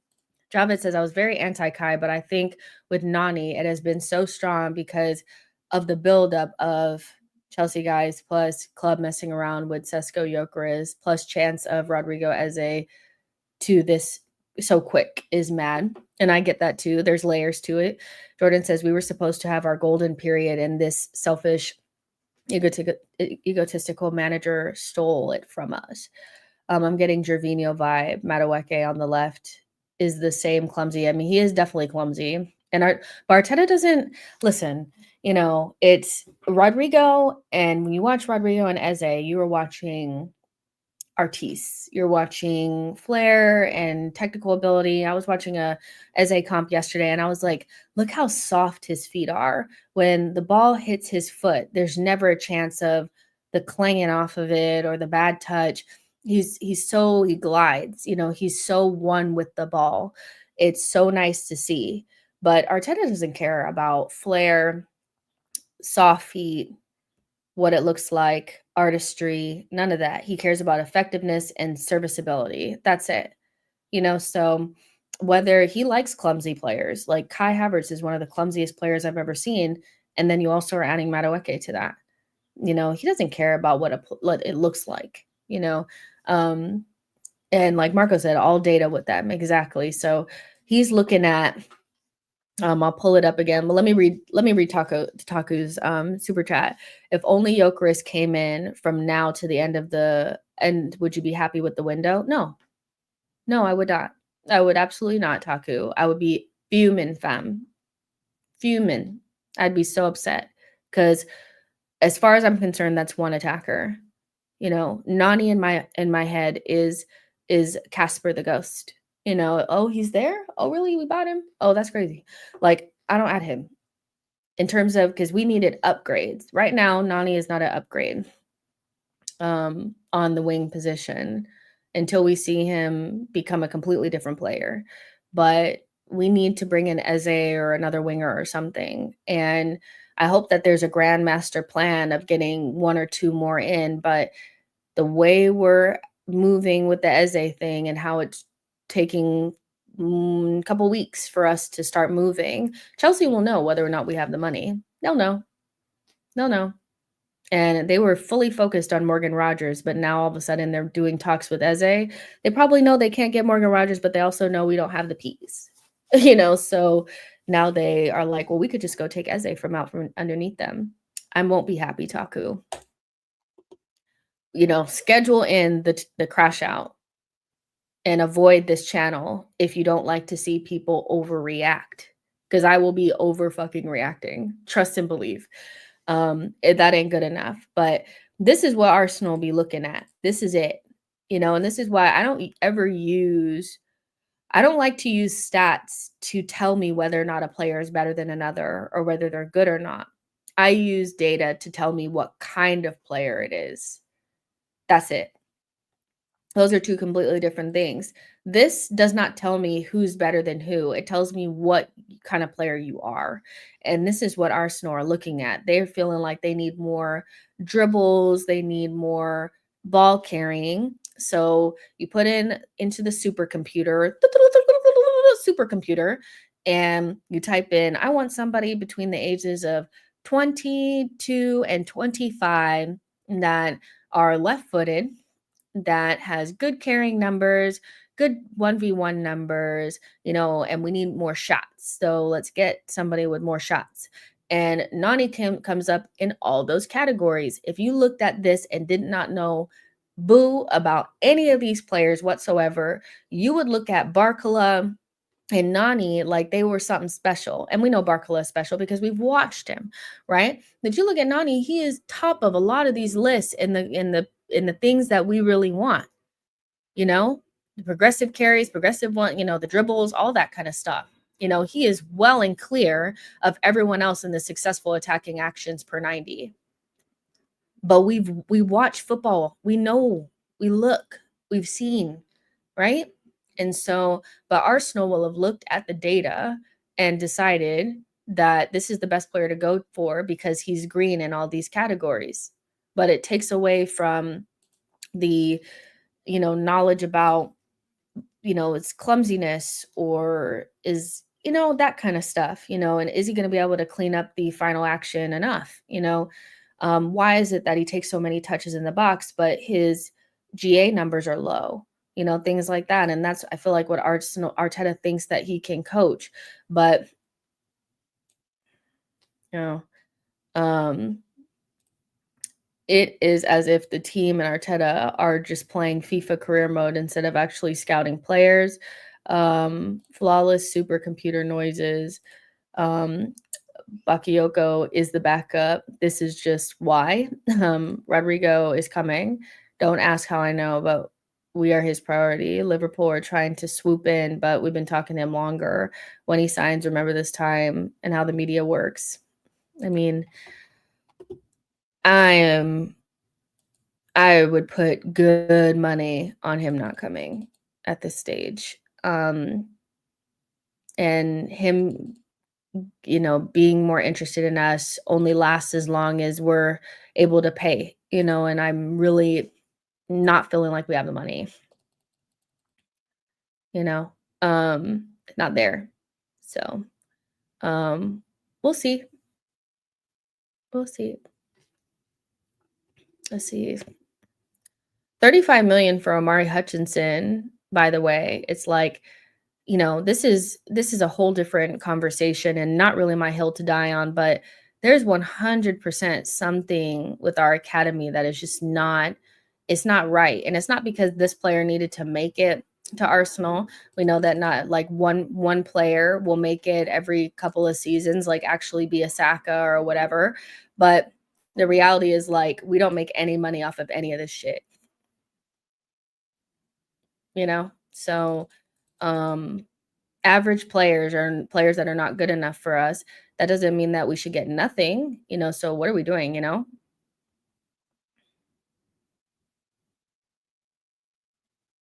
Sorry, I just saw something weird online. But yeah, it's like, what are we doing? What do I think about the João Palhinha links? Luis, I don't know if it's Luis or Luis, but I don't think about them. What do I think about them? I don't. Ain't no way y'all are bringing another DM up in here. You have just bought Norgard. Stop. They can see. Yeah, I don't think about them. If that manifests itself and meaning that we have more money, but we're spending it on a DM, just relegate us, man. Like, I'm tired of DMs. We have so many. We don't need to do that. But I'm just thinking maybe that's like a delayed report, or maybe when we're looking at Norgard, we were also looking at him. I just cannot imagine why we would be looking at this player at all. Another DM is taking the absolute piss. We got all of these academy players, loan them out, then lose them on a free. So strange. Let's see. We have no more players that are top end age-wise, 30 plus, other than Norgard, Trossard. You know what? Maybe unpopular opinion, but I think experience is overrated, and the best teams in the world right now are young. And so we don't, the players that we have been at the club, a lot of them that core for 3 or 4 years. And so, you know, if they're not able to, they need 30-year-olds to hold their hand, then they're not as good as I think that they are.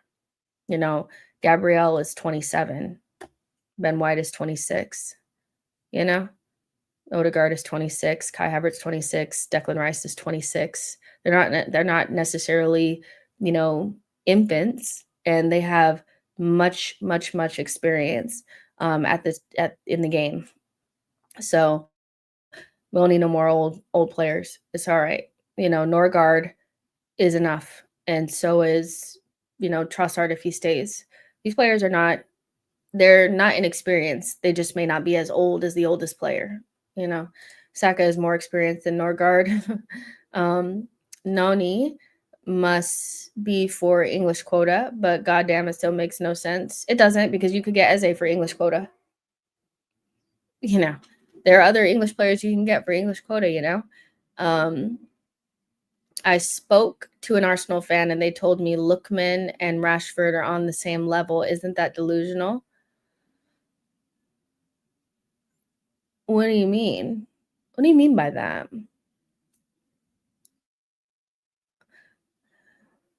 I mean, Rashford at his peak, which he is not at that anymore, is better than Lookman, but Lookman is better than him now, you know? Lookman will get a decent move this summer. Rashford will struggle to get a move, so yeah. Nani doesn't count for homegrown. Why is that, guys? Can somebody explain to me why Nani doesn't count as homegrown? Because I know he doesn't, but I don't know why. Somebody explain it to me like a 5-year-old. You know, why doesn't he count?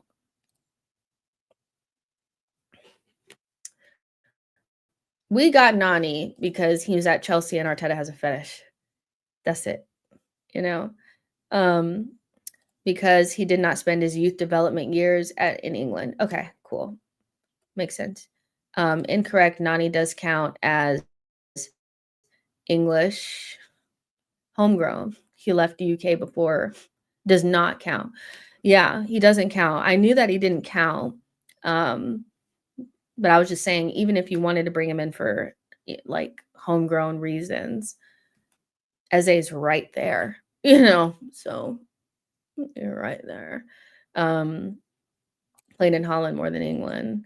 So yeah, it's not for English quota, that's for sure.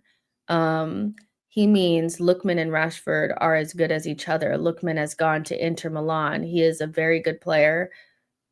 Very consistent, unlike almost every other left winger. I mean, you know,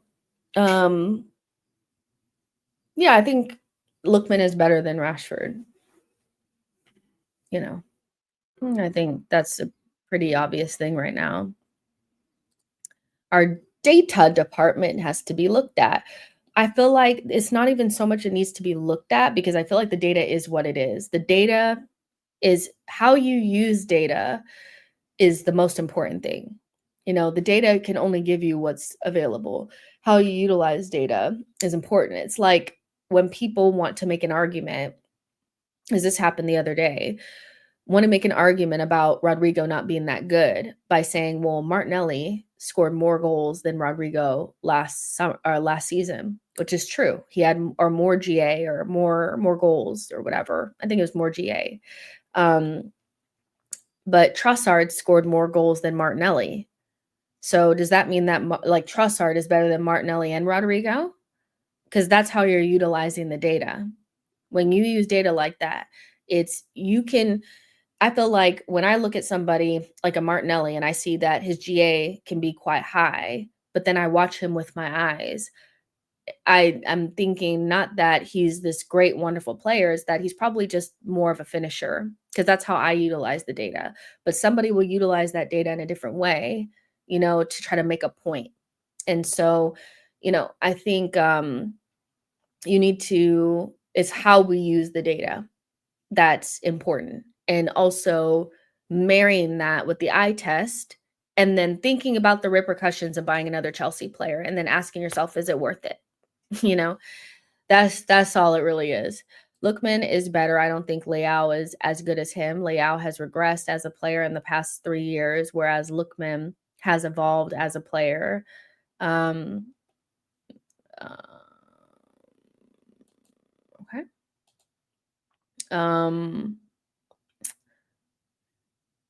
versus Leao, I mean, neither one of those players are coming to Arsenal, are they? So it's like, okay, but um, I'll tell you this, and if you've been here on this channel enough, you know that this is tough for me to say. I'd rather Leao than Nani right now. Seriously, at least he's unknown in the league, and I can believe that he's going to be good for us in some way, but and he also plays in the actual position on a regular basis that we need.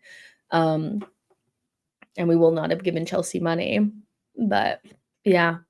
Data also showed us that Mustafi at one point was better than Van Dijk. I saw people utilizing data to say that Havertz was just as good as Holland. You don't use data. Data does not tell you who's better than who. It's more, to me, more of an indicator of what type of player you're looking at, because there's always contextual stuff like around it, that just because a striker or scores less goals than another player doesn't necessarily mean that he's not as good of a player or not as useful to his team or whatever. I don't know how to explain it better, but but if you use like Martinelli's data and say, oh, well, you're going to use GA as a reason why Rodrygo is not as good as Martinelli, or you're trying to prop up Martinelli in some way, a Martinelli stan or somebody that loves Martinelli is also somebody that probably shits on Trossard, but is unaware that he's utilizing data that also would say that in the way that you use it, if I'm using your logic, that Trossard is better than Martinelli. And then I asked, I said that basically, well, Trossard has more GA than Martinelli. So, what does that mean? And then, oh, well, Trossard's played more games than Martinelli. And I'm like, yeah, but Martinelli's played more games than Rodrygo. So we're back at square one. Data is not really that great at telling you who's better than who. It's more about telling you what kind of player you have. That's how I utilize it, because you need to use your eye test and longevity, consistency. Those are the types of things for me, who they play for, how they're utilized. It's just too hard to just use, especially GA, to be like, oh, well, so-and-so is better than so-and-so. It's weird. I don't get it.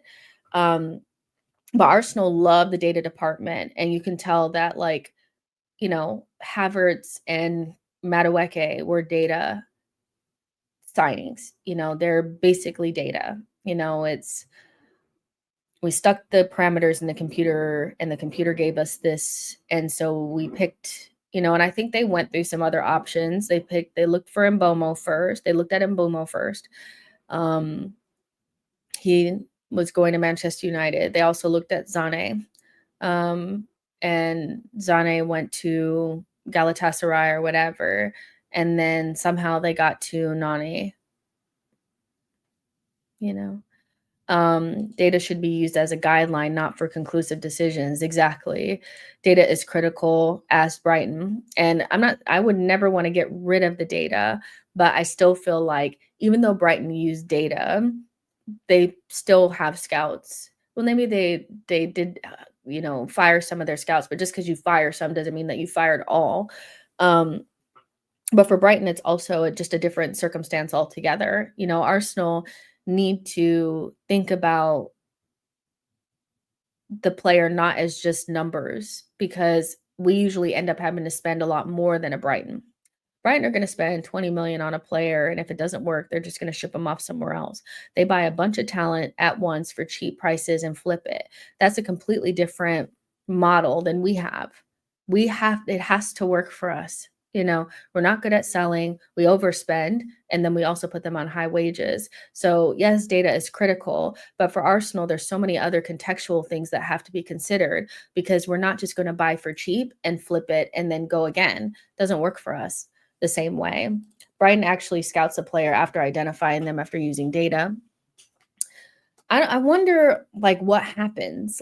I would love to know more about our process. I know we'll never know about our process in its entirety, but I would love to know. So once the data spits out a couple of a couple of names, then I'm sure we go and scout them, but then after that, like, and what does Arteta need to say to you for you to say no on a player and then you do a U-turn and say yes? Because all of the players that he's had to convince the transfer team to get haven't been that great, so Havertz and Marino were two players that Havertz, Marino, and Calafiori were three players that he needed to convince the hierarchy to go get, for different reasons, obviously.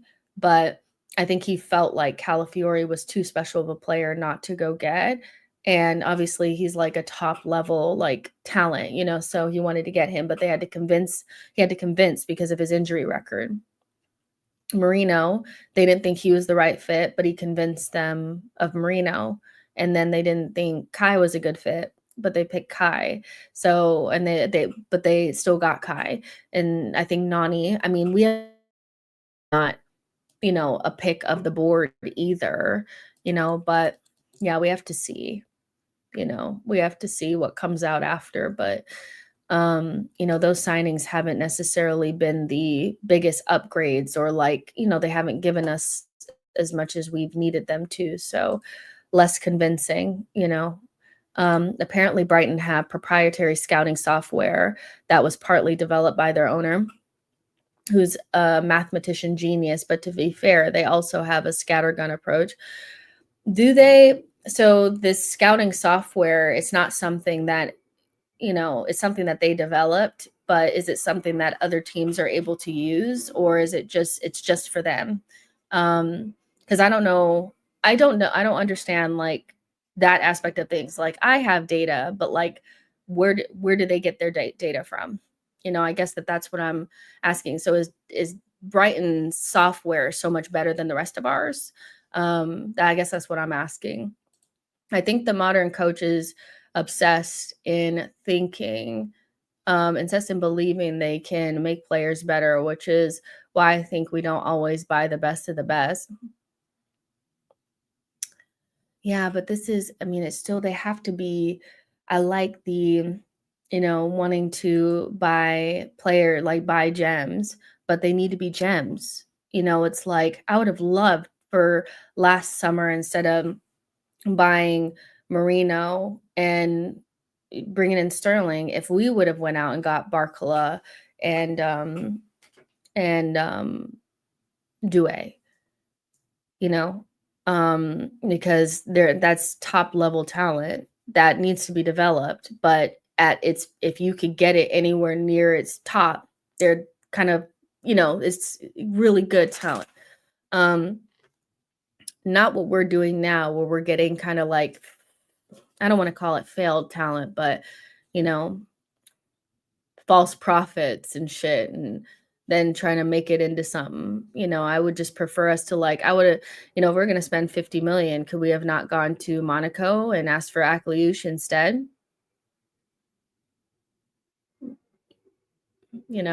Of course he's not the finished article, but I don't get it. Make them better, yes, but they need to be at a certain level first, talent-wise, then we improve them from there. We are getting players, trying to give them a redemption arc. I want them to be free of needing a redemption arc as well, though, but I guess we are kind of becoming like a fix-it group. Like, it's not like we're buying like the young, up-and-coming, like sparkly talent. We are definitely getting some talent that is like, I don't want to call it bargain bin, because ain't nothing bargain about giving Chelsea over 100 million for players that they don't want. But that's kind of, it's not really getting diamonds in the rough, is it? I don't really know.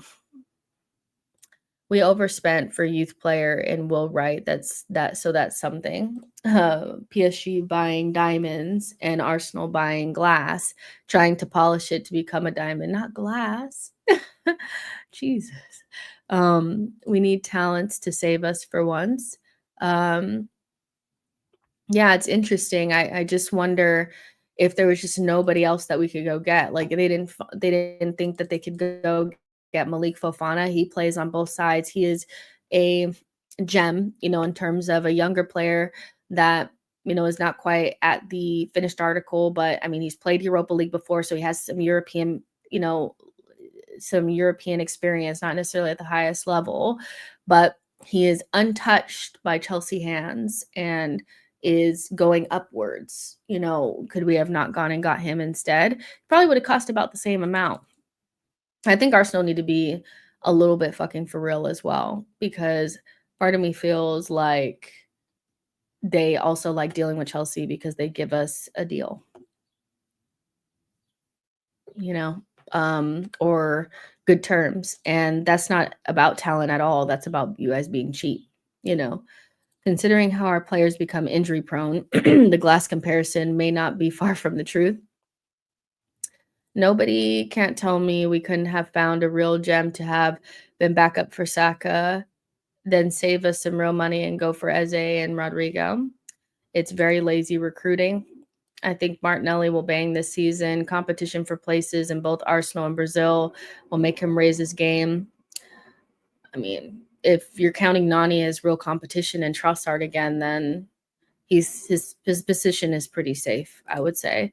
Arsenal buying players this window feels like we are poor, yet we made the Kroenkes the richest club owners in 2025, 5 billion above the rest, and we can't get Rodrygo because they're not giving the money to us. They're just pocketing it. I feel like the Kroenkes just were probably suffering because we weren't in top 4 for so long.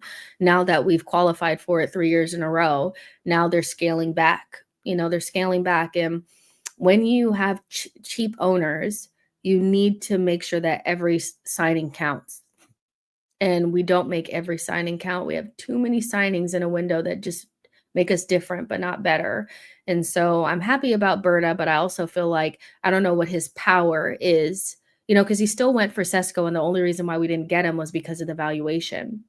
Had Sesko had been the same price as Gyökeres, Sesko would be an Arsenal player right now. So it's not like he got his way with the Gyökeres thing. That was the next option down. And if he had never brought that option, I want you guys to understand that Ollie Watkins would be an Arsenal player right now. So yeah, it's just we need to maximize what we have. And I don't know if giving Chelsea 50 million for a player that doesn't make us any better is the best way of utilizing the funds. But when Arteta is your manager, you're going to have one of these each summer, and usually it doesn't work out. That's why I'm calling for the fans to own the club and kick the Kroenkes out. I'm ready to be a shareholder of the club, Packer style. Not sure if Arsenal is the only thing that made them rich, since KSC owns teams in all these other leagues. Hold that. The source was Charles Watts. So he said that he's not a backup.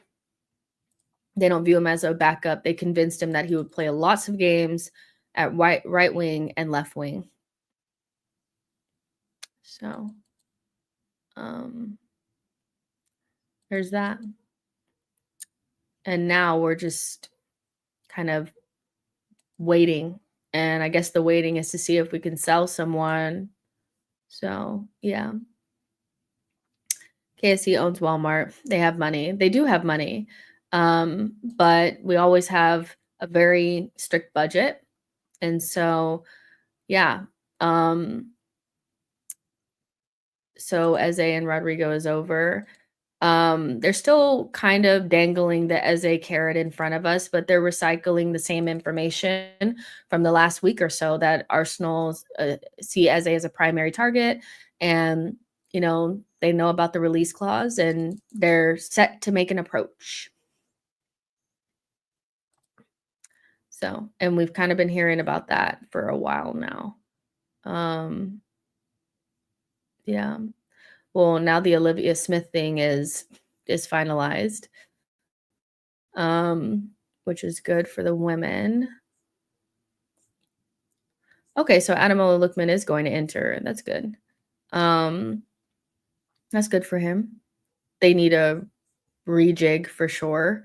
But in terms of early this morning when I was looking at the timeline, They were just pretty much saying the same thing. Arsenal want Eze. Eze is interested. Arsenal gonna make an approach, or they know about the release clause. But we've been hearing about that for about 2 weeks now. And so I know that he's back in England now, back at Crystal Palace. And now Chelsea have also entered talks with Eze. Um, it's within the next week or so, I think we'll know where we're at with the Eze thing. But they're still dangling the Eze carrot in front of us. But I haven't just arrived here. I know that Arsenal will dangle that carrot in front of you long enough and then go, oh, we're not getting it. So, because we don't have the money, we couldn't figure out how to sell people.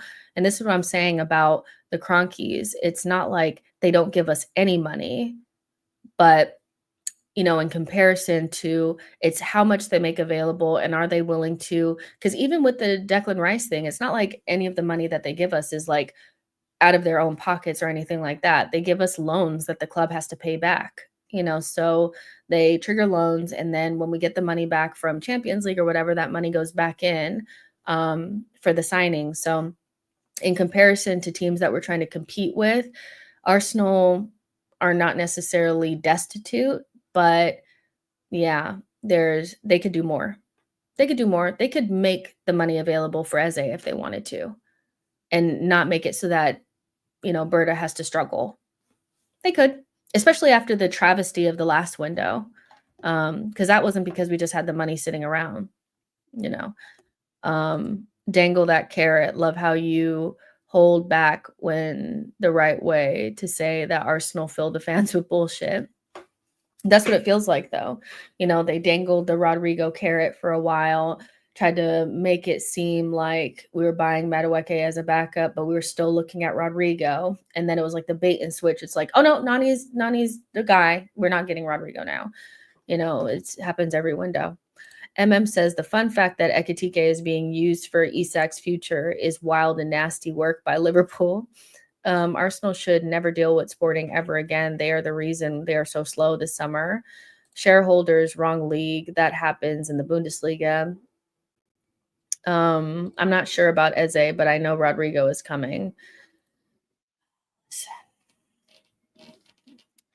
So yeah.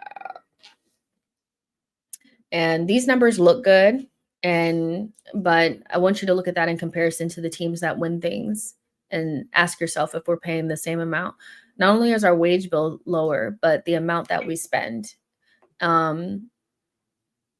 So like these are not, mind you, City spent 200 million in the January window.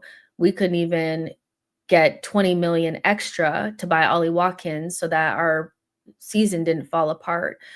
They knew they weren't going to win anything, City, but they just did it for pride's sake, and they bought nothing players for 200 million just because they could, and then turned around and spent money on 4 players in the beginning of this window. I'm telling, it's like, yeah, if you have, more money than the people or the same amount of money as the people in your neighborhood, that doesn't make you poor, but that also doesn't make you rich. And so we're comparing ourselves not to other teams in the league. We spend more than Brighton and Brentford and teams like that, but we're definitely not in the same stratosphere as Chelsea or Man City, and even Liverpool are outspending us. So yeah, it's like these numbers are like 74 million, like 144 million. It's like that we also have to pay back because it's not coming from our owners, so yeah. Johnny says, we're not spending as much, Jess. You know why? Because FFP, the other teams sell, we don't end up. Nah, don't blame Lisbon. They are losing their best striker in Europe for the past 2 seasons for peanuts. Gyökeres should be 80, 90 million for what he's doing right now in front of goal. They're holding up the deal, though. You can have all the money in the world, but if you're a bad spender, you're cooked. And that's what I was saying, Andrew, is that we're not necessarily destitute. And so I'm not saying that the Cronkies don't give something, but in comparison to what other owners do, they're not necessarily generous either.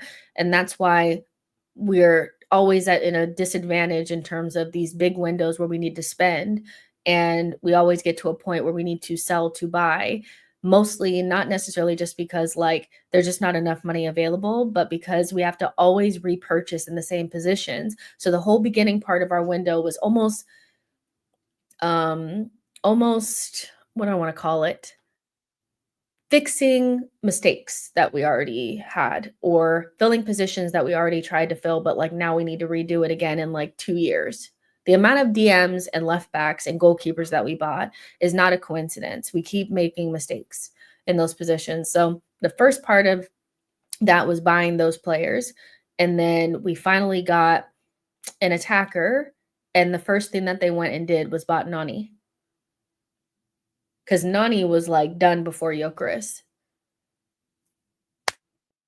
You can't do that when you know you're right after that, you're not going to have any money left, but they think it's a good signing. And that's why I'm like, bruh, Arsenal are in just on a different stratosphere than the rest of us. Like they genuinely think a Nani and a Havertz is a good signing. And I'm like, you could have took that 100 million and spent it so differently. United also outspent us. Must not forget the lower table clubs.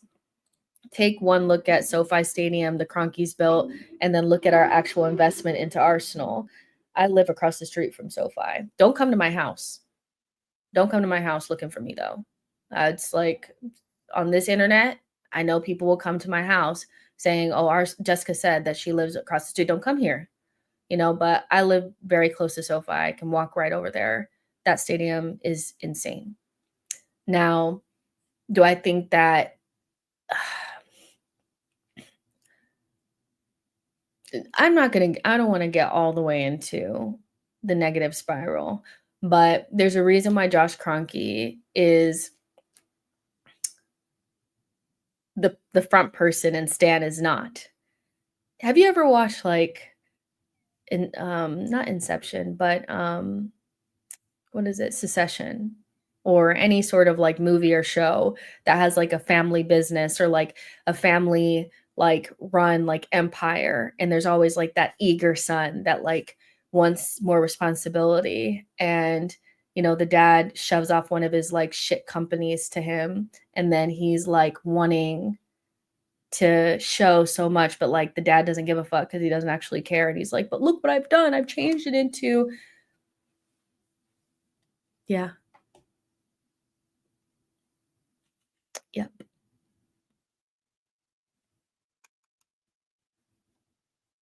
Marco says, connect with the fans like fading nightmarish whisper.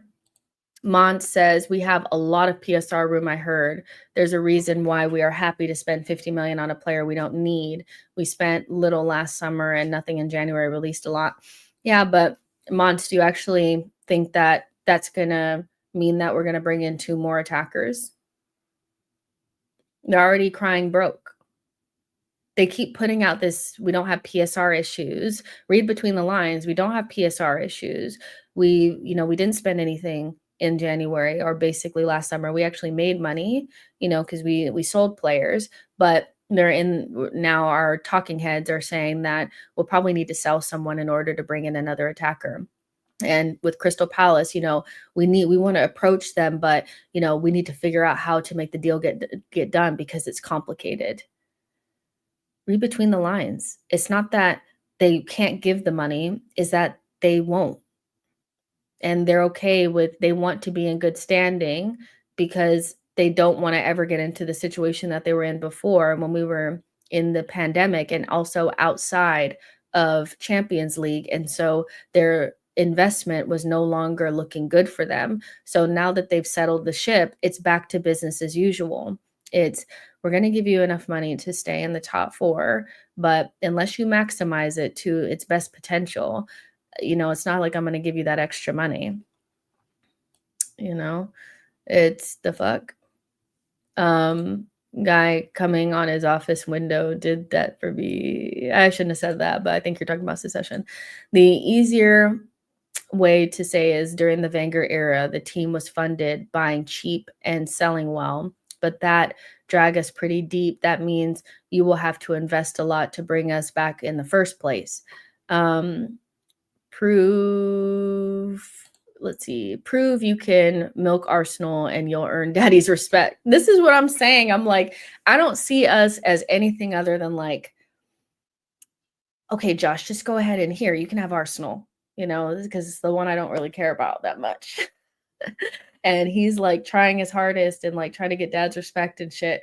But here we're just like, we're suffering on this side, it's just, yeah, because if they cared about Arsenal, Josh, or it wouldn't be Josh that would be here, it would be Stan. After Chelsea won the Club World Cup, you have to accept that we are the fourth biggest club in England. I was so mad the other day. It was like we were cursed. I mean, I'm not accepting shit, but, fair enough. Emirates was funded by Wenger UCL money. I mean, just imagine if we didn't have a manager like Wenger. It's like a double-edged sword. He was so good at making more of less that it kept us in the top 4, but it also made the Cronkies comfortable, So it wasn't until we got Emery and we fully slid and things started getting dark that they started to panic. They weren't panicking the whole time that we were like struggling to make top 4 with Wenger getting nothing, So it will only change if it gets bad. That's what they've shown you. Because we haven't won a title in 20 something. What? I don't believe you, Andy. You're gonna make me look at this and nothing has happened. You're saying F Romano has landed. What am I saying? I don't see anything from Romano. There's no here we go.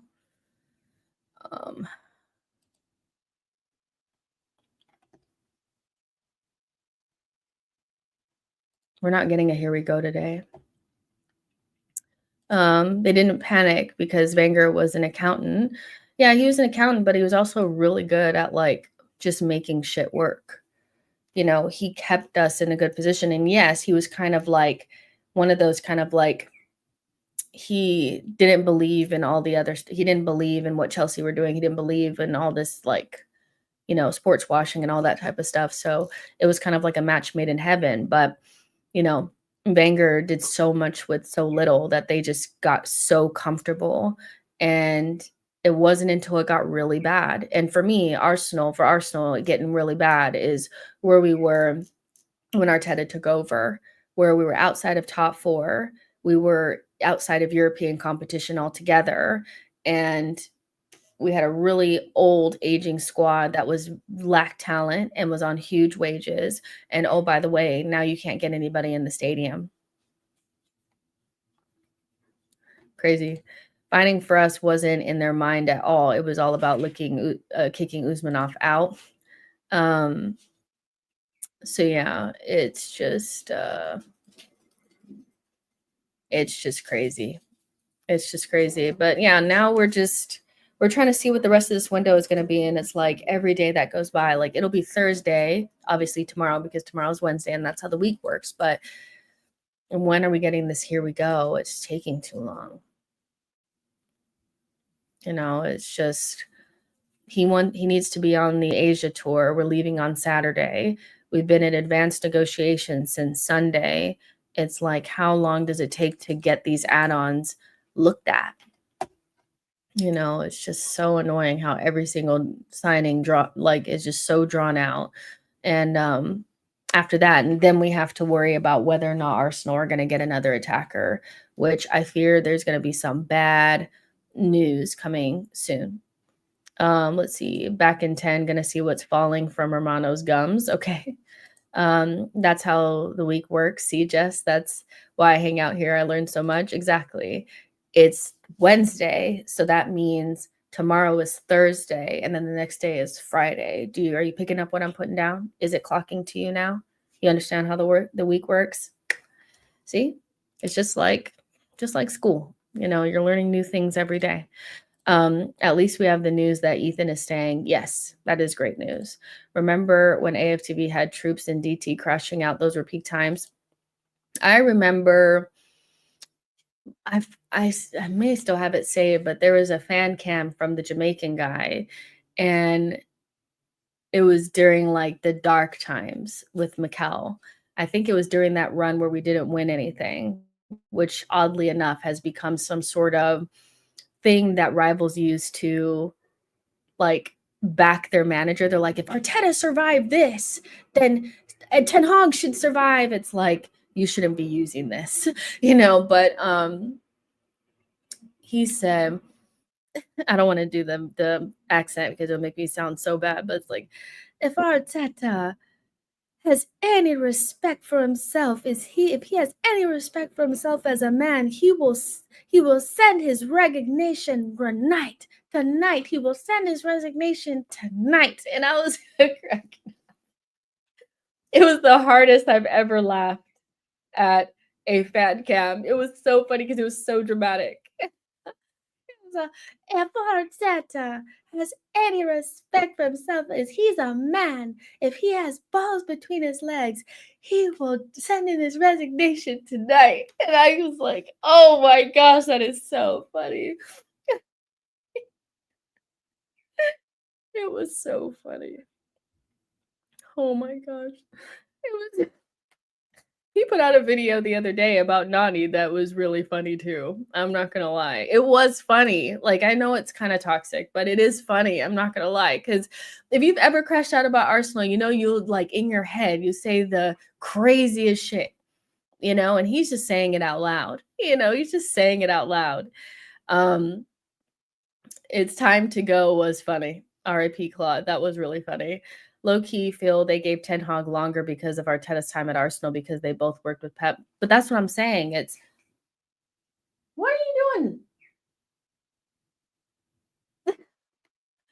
Um, because the thing is like Arteta started this whole um trend of hiring managers with like no experience, that came from your club or whatever. So like a couple of teams did it and it failed and then they got rid of it and like now people are going back to I don't know, hiring good managers, so but we're the only ones who stuck with it. And I said at the time that Arteta is probably the exception, not the rule. And so you should sack Ten Hag, you should sack, Frank Lampard because it's very unlikely that the same like you'll like Arteta, like there's a bunch of managers that are like Arteta.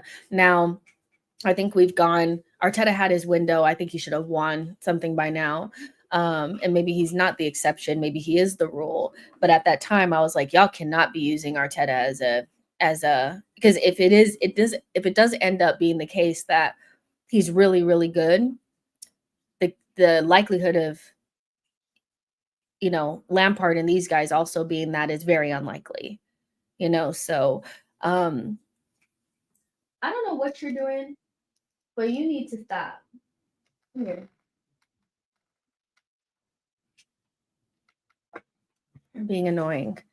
Um you stop it right now. Do not do this. Stop. Don't lie. Don't lie. Do not do that. Don't troll me. Don't try to rage bait me. Don't do it. I will kick you out of this chat if you're lying. Give me your source right now. What's your source? Right now. Quickly. Quickly. Do not lie to me. This is an offense. Yes. Yes. He's like, "What's wrong with you?" AFTB and Arsenal are just so banter that we literally making money from it. Claude and Ty were going back and forth since the 2000s. Robbie heard them arguing at the Emirates one day. Claude was a realist. Imagine that you got your season tickets and the person that you got your season ticket next to was Ty. No offense to Ty, but I would have to go somewhere else. He's like, bruh, like, enough. Liverpool prepared to drop 120 million on Isak. Newcastle don't give a F. I always find Netflix FC to be funny because it's true. Nani 14 is better than Eddie 14. I know, but like, still. MM, come back with your sources. Don't disappear. Where have you gone? Where have you gone? Where have you gone? He's not capping, just Nani 14 is happening. Jordan, stop right now. I'm so serious. Do not lie to me. Do you guys I don't have time for this. Okay. Listen to me. Fulham have approached Arsenal over the signing of forward Reece Nelson. Fulham are exploring another loan. It is likely Arsenal will want a permanent element attached. Because otherwise, there's no point in loaning his ass out. Just cancel the contract and let him go for free. Because he's going to go down to his last year. Is he not? Get him out of here. Let's see. is sharing the link to sources. I mean, I'm asking him, where are his sources right now? Arsenal think putting out this information about like being the most profitable club, that like, this is what I'm telling you, like they don't know how to read the room. Like they're very not locked in with how we see them. They think that we're going to be jumping for joy about that shit. And there are some of our Arsenal accountant kind of positive buttlickers that are always like, love this type of stuff. And they'll be like, we're such a well-run business. Where are the trophies? Where are the trophies at? I'm like, where the hoes at? Where are the trophies at? I'm not trying to hear about that. I'd rather us have won some trophies, but we're broke. I'd rather us be Barcelona, broke, pulling levers, scamming brown envelopes, robbing Peter to pay Paul, but we got trophies. I'd rather that than being the richest club in the world. We're so well run. Look at the money that we have. Spend it. Where are my trophies? Of course, they can't read the room. They have the Yover mural at the Emirates. Child, it's a mess, ain't it? Only Arsenal news was sporting representatives were still in London trying to get the Yoker still agreed. Oh, I cannot wait to see the back of this. Honestly, if Gyökeres becomes as good as Alba was in his prime, he should get 14. Let's see. Those puppy ears are popping. Listen, one thing that these dogs have is some ears. That's for sure. Both of them have them, but his are the biggest. So, and they flip out like this. Let me see if I can do it.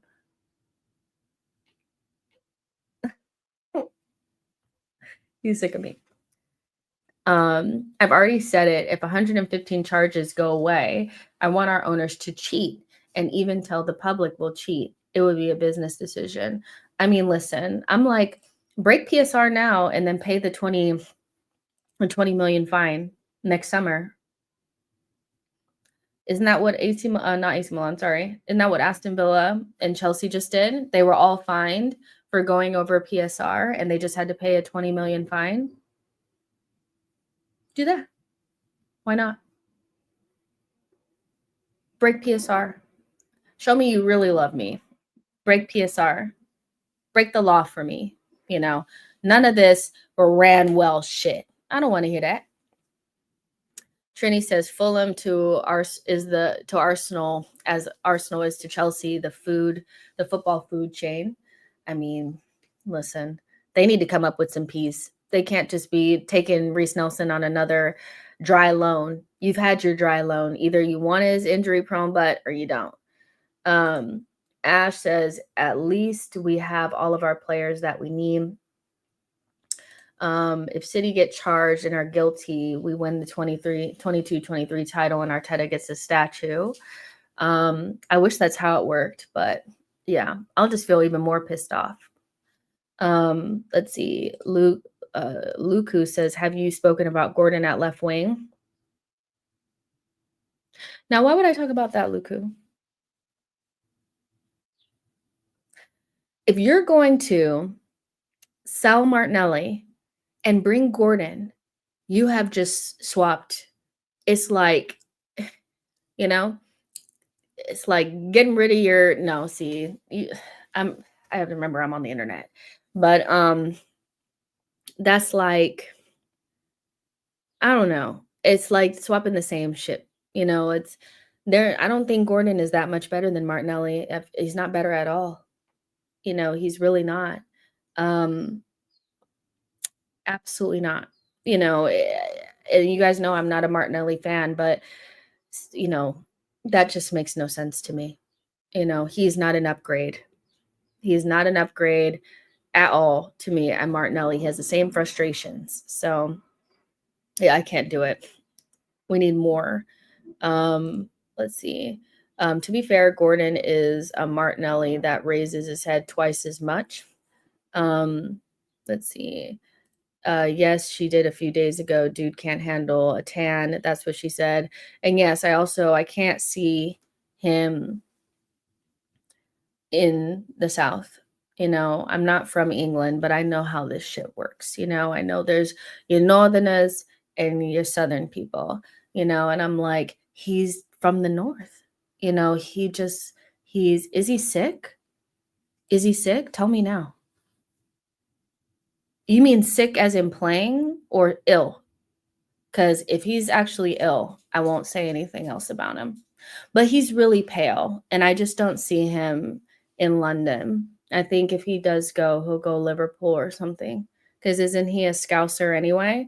I just don't see him with us. You know, um, he's sick, like sick as in playing. Oh, you scared me. I was like, oh, so I'm talking about a sick person? Do you know my heart dropped? I was like, oh no. Um, but I don't think he's that good, Tyrell. I don't. He's not. First of all, who says sick anymore? We're in 2025. You need to update your lingo.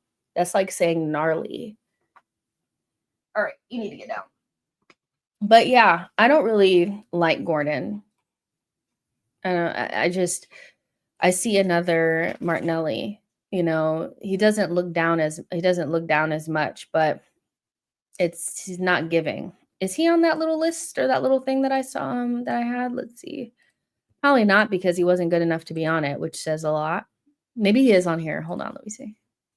He is on here. Okay, let's look. All right.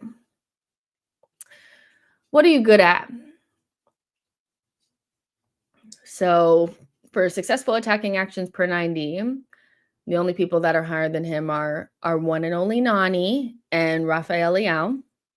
He, let's see, the shots, he takes about 2 shots a game, which is less than almost everyone else. His assists per 90 are 0.15, which is less than everybody else's. What is he supposed to be good at? What is he good at? Can somebody that's okay with having him and thinks he's sick, what is he meant to be good at? Because when I'm looking at his stats as well, like, his dribble numbers are pretty good. He has a 59% success rate, which is almost as good as Nani. And he takes quite a few dribbles, a game. But what is his special skill? Like, what is his defining factor that's going to make him better than Martinelli? And don't tell me it's running around either, running hard. Tired of road runners at my club. We can still use bad slang for good or if it's for good or outdated. Gordon has aura. Huh? Aura? What? Now you're just doing the most.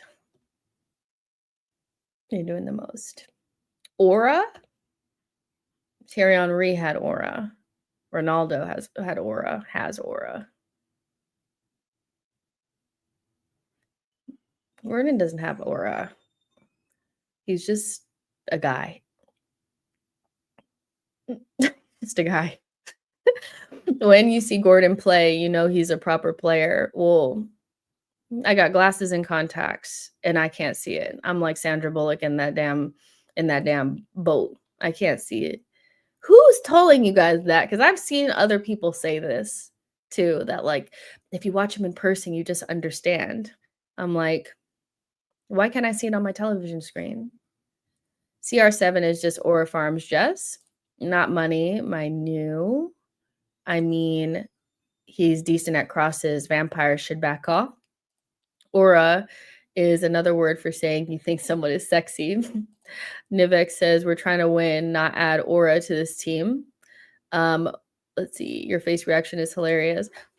This is a player. Imagine. I need to stop laughing because this is so funny, but imagine at the end of the window, you've added Anthony Gordon and Nani Madueke. Oh, and by the way, you gave Nani the 14 and Gordon the 10. That's what y'all want? That's what you want? You like that? I'm not gonna yuck your yum, but my goodness, does that smell? Ugh, I can't. Jess, are there any other Premier League wingers you would take over Nani? Eze is more of a 10, so I'm not counting him. In the Prem? Um,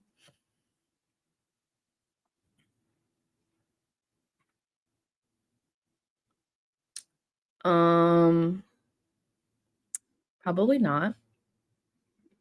I'm just trying to think of the other wingers that are out there. Like, once you get beyond the top 6, it's not looking good. I actually don't think the Prem is a great place to buy wingers from. I think you have to go to League One or somewhere else to find better wingers. But yeah, I don't think so. Matoma, maybe, was probably the only other one. Now, the boy that they just sold to Sunderland, I probably would have taken him as well. Adingra, probably would have taken him as well. But there's not that many. I don't think that the Prem is really a great place to find wingers or winger talent. I actually think League or League One or whatever is better. But yeah, James White says if we started the season with even Morgan Rogers on the wing, I'd be more confident. I mean, let's be real. Even if I was on the wing, you guys would be more excited. I'm an upgrade on the wing. That's I mean, we need a winger and we need it bad. You know, you guys would probably be excited if I was out there because you'd be like, it's just something new until I just ran out the end line or just got the ball taken off of my toe. Andrew Baena, but he's probably gone. Yeah, he's going to Atletico. Dead. I'm not dead, I promise. I'm not dead, I promise. That was mean. Come on. When did you last sprint flat out? I don't know. Imagine I pulled my like hamstring as soon as I started running. I'm crying. Fine. Fine. You're right. I wouldn't be an upgrade. But at this stage, you just need something different and not Nani. But also not Gordon. You know, why can't you just go get I'm going so low that I would take Leao. And you guys know how I feel about him. I would take Leao just to make sure that I'm looking at something different. I cannot do a third year of Trossard and Martinelli. I can't do it, you guys. I'm telling you right now, I won't survive it. You sprint faster than Sterling just to be because he was so slow. You know, I seen him in a clip the other day and I was like, damn, he really was bad for us. Semenyo? Don't get me started. Don't get me started. Semenyo, I'm glad he signed that new deal. Yeah. Barcola should be our second option after Rodrygo. We've already contacted PSG and he's not for sale. So we won't be able to get him. I think Nani is cool. Not adding Madueke is the red light. Aren't you past your prime to play on the wing, Jess? Fair enough. Imagine you guys would be booing me. The Emirates would be cleared out. That's hilarious. I'd rather be frustrated watching Nani try to dribble 2 players than watch Martinelli shimmy shimmy and pass back to Gabriel. Still need a proper left wing though. You know what it is with Martinelli? It's that little thing that he does, like, where he, like, the ball, like, he does that with his feet, and he's like, "Do-do, do-do, do-do." And it's like, you're not, how you want to tell somebody, like, they're not falling for it, bro. Just make your move. Just go either toward the end line and try to kick it off their shins for a corner, or cut it in and pass it back to the fullback. Like, what? Every time he does that, I'm like, why does he keep doing this? I don't get it. It's like, and when maybe he's doing different moves in training, but it's weird because everybody says in training that he's so difficult to defend. And the only reason why I don't tell them that they're lying is because I know we have really good defenders. So if they're having troubles defending him, he must be doing something different. He's not doing that. Do-do, do-do, do-do. I wish I could show you guys, but like, one do-do, do-do, like with the ball. It's just like, why does he keep doing that? Martinelli does the crab thing. Jessica Jr. When was the last Arsenal player we booed? Xhaka, Lucky Willie, and had the fans there to boo him? Listen, you guys would definitely boo me for sure because I'm getting a red card instantly. I'm not doing it. I'm sorry. I hate that thing so much. That move is enough to understand he's more of a forward than a striker. No flair. Imagine Timber versus Martinelli. I imagine Timber's just taking the ball off of him every time. Just like, but they say that he's really difficult to defend in training. So in training, he probably has more space than the real game. Players protect players, Jess. Fair enough.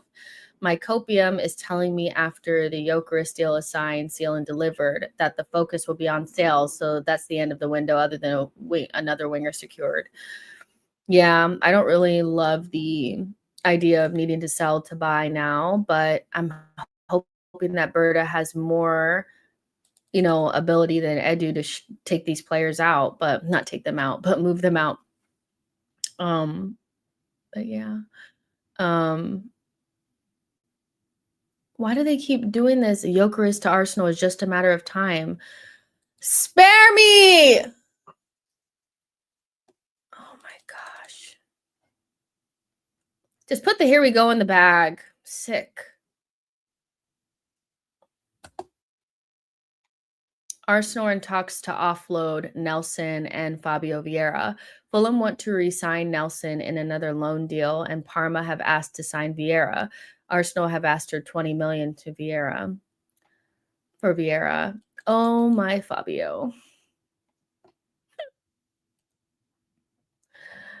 I will kind of miss you. Liverpool make contact for Ekitike on Monday before approach for Newcastle for Isak. Story remains the same. Liverpool want Isak with bid ready, but no doors open from Newcastle so far. If no Isak available, Liverpool will enter Ekitike.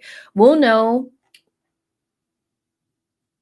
Several clubs have started to move for Nico Jackson as his exit from Chelsea remains possible this summer. AC Milan deal currently price too high. Premier League clubs making initial approaches. Nico Jackson, you are a Red Devil. It's so obvious, isn't it? He's gonna end up at Man U. I can't wait for the United stand, please. I'll be fed for weeks. I need that. The first thing I do when something like bad happens to them is I go straight to United stand. Then I take a right to United View. Then I go over to the football terrace. Then I go to Alice Talks Football. I just make my rounds. Then go to KG's personal channel. Then go watch Lies and Cams. It's amazing. They have so many content creators. I can't wait. I know he's going to end up there. And they're going to overspend too, so it won't just be us. I love it. Martinelli's 1v1s are horrible. He almost always misses them. PSG, Bournemouth, Newcastle last season comes to mind. Listen. Martinelli, his main problem is, I think actually his main issue is he needs to be in positions to just score goals, but we've made that left winger almost like a mirror of Saka. And the first season where we actually did well, it wasn't a mirror. Martinelli was basically the striker and was coming central and making late runs into the box to finish off moves from Saka. Once we switched and nobody moved anymore, so the striker was more stationary like Kai Havertz, and also Kai also veers over to that right-hand side, it isolated Martinelli and meant that he couldn't get central because he wasn't switching positions. And then he also didn't have the types of players behind him to thread the needle. You know, when it's like there's no opening on that side. And even if there is one, nobody can thread that needle, and they also don't pass it in behind.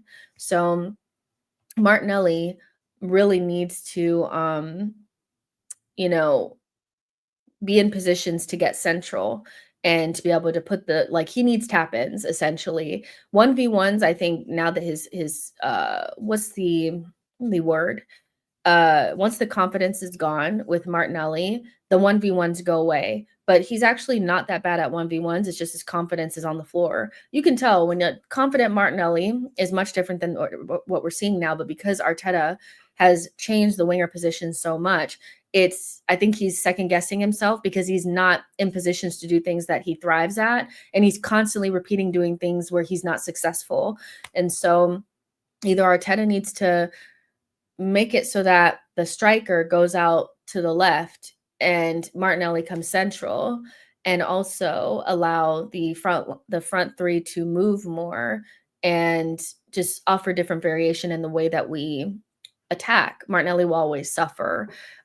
He does suffer from the system, but equally it's suffered so badly that now he's even struggling to just like trap a ball, and that's still on him. You know, he's incredibly limited, and so if you're not, he hasn't done the Xhaka on him in these last 2 seasons. Arteta with Granite made sure that the way that he played him limited those flaws, so we never really saw them, and made what he did well so prominent that he looked like a top 1% midfielder. He's not doing that with Martinelli.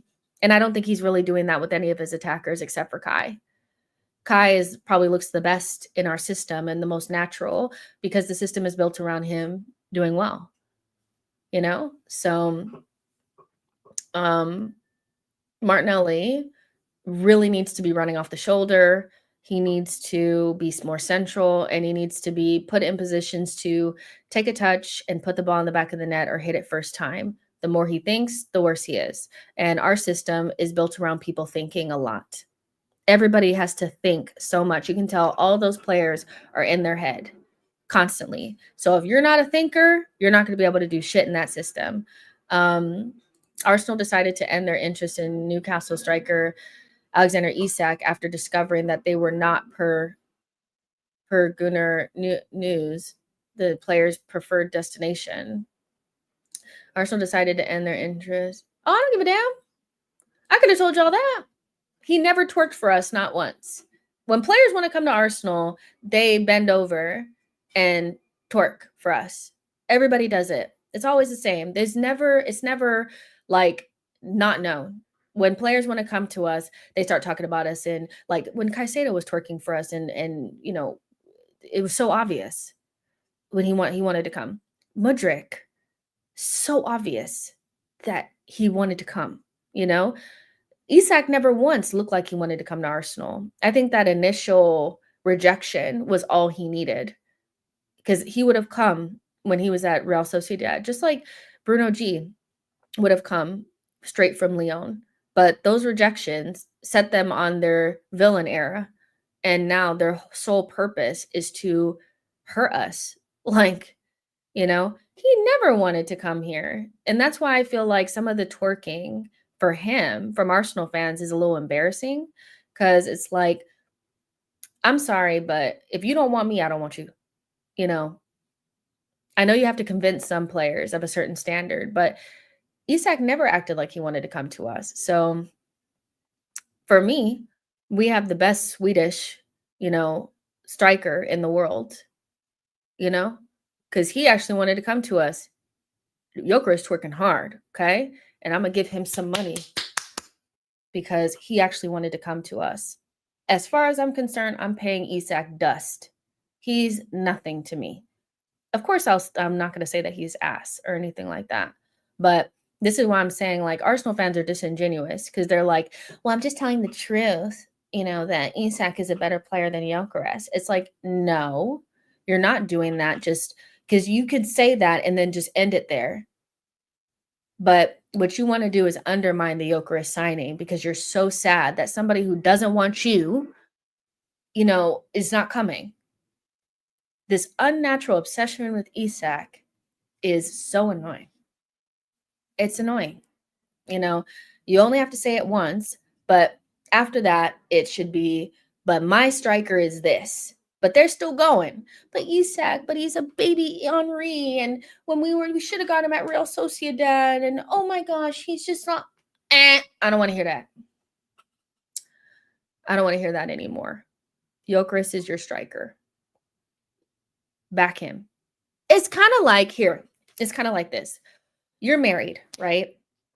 And your wife is beautiful to you. She's beautiful to you. But of course, Megan Fox exists. Do we need to say that Megan Fox is better looking than your wife? No. Why? Because your wife has had your children. She feeds you. She treats you nice. And you guys spend all your time together, with and without clothes on. So do you need to tell your wife and tell everybody, oh, but Megan Fox is this and that. Megan Fox ain't checking for you. She's not checking for you. So it doesn't need to be said. Back your wife. She loves you. She's had your kids. She lays with you at night. She laughs at your jokes. You don't need to talk about Megan Fox anymore. You see what I'm saying? So this is what I'm saying. It's like at a certain point, you just need to big up your players. We don't need to hear about Isak anymore. He does not want you. Like what? Arthur says, and if you say Megan Fox is more beautiful, your balls are done for. Exactly. It's like, don't nobody want to hear that. Like if my man is talking about some other girl, I'm going to be like, I don't want to hear that. I know Megan Fox is beautiful. I don't need you to be like putting her picture up against mine or anything like that, or even blowing smoke up my ass and saying, no, but you're so much more beautiful. It just is not a conversation we need to have. Save that for the boys chat. I don't want to hear that. I never liked Isak because he was compared to Jesus. Jesus was better for 4 months before his horrible injury, but to call Gyökeres better, I must first see him in the Premier League, then we'll give sentences. Stop trying to make Isak happen. It's not going to happen. Exactly. I'm like, enough. We get it. You love him. He doesn't love you back. So love the person that loves you and you'll have a happy life. You will. Gyökeres was looking like he'd pull a gun towards the sporting director if he wasn't going to leave. Yeah, and he's moved heaven and earth to be at this club, and I do respect that a lot. And whether he ends up being everything that we hope for, that's yet to be seen. But I'm at least going to give him a good old try because he wants us. Isak does not want us, and that's been obvious for a long time. So all you have to do is say it once that you believe that Isak is better than Gyökeres, and then from there we don't need to talk about it anymore because your striker is Gyökeres, whether you like it or not. It's almost as if Gyökeres is desperate to get to that 18-yard box. He's not waiting for the play to catch up. He's turning and running at defenses at full speed. He is. And I think he's going to put pressure on the likes of like Odegaard to release the ball quicker. I think dynamic runs over and over force you to make decisions on the ball that when you don't see those dynamic runs or you feel like, the players kind of like hemming and hawing about making that run, it feels like an option. But I think Gyökeres is going to make it not an option. And I hope he feels bold enough to yell at them and say, why the fuck didn't you pass me the ball? I want the type of striker that's offended that you didn't give him the ball and makes it obvious. I don't want them to be fighting over penalties, like someone else, but I want him to put pressure on them to give him the ball and stop holding on to it and being scared. It's refreshing having a big player move heaven and earth for us. We are used to so much rejection from big players for them getting snatched by bigger money. I don't know, Odegaard tends to overguess even if players run in. But that's the thing. If he does that, we have such nice players, it's like nothing happens. I think if you have the type of player that expects you to pass in the ball, and if he doesn't, he's going to be mad about it. It either forces you to do it or somebody else is going to have to come in and do it for you. But I've seen some of our players make dynamic runs before, but it's nothing like the way Gyökeres runs. And then also, Odegaard will know that Gyökeres is going to put the ball in the back of the net. There's another aspect of not passing the ball to someone is because you don't think they're actually going to get it, or you don't think that they're going to, so you're holding on to it because you're scared. The whole team is scared shitless. They need to be braver, which is why we love MLS and Ethan, because they haven't been Arteta-fied yet. They're not scared of their own shadow. So somebody like Gyökeres not only will demand the ball, but the first couple of times you give it to him, and instead of him kicking it wide, he puts it in the back of the net, you'll start to do it more. I think it's a double-edged sword. The players that are passing the ball have been burned too much, and then the players making the dynamic runs are not bullish enough to pull them up on their shit when they don't pass them the ball. Because sometimes I don't think they want it anyway. I'm going to be honest. Odegaard doesn't second guess. He's behind good players. My cap will ball next season. Odegaard has no excuse now. And if you ever seen him play with a good striker, then I think you'll see like what I'm talking about. When Haaland makes runs, Odegaard passes him the ball, So I think Gyökeres will be the same.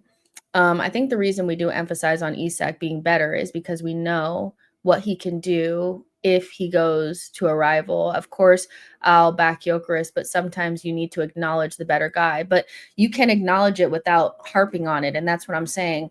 I'm not saying you don't have to say it, but Arsenal fans are harping on it, writing tweet after tweet after tweet, writing dissertations about it, and then also knocking down Gyökeres in the process. And I just feel like to me, that's not productive at all in any way, shape, or form.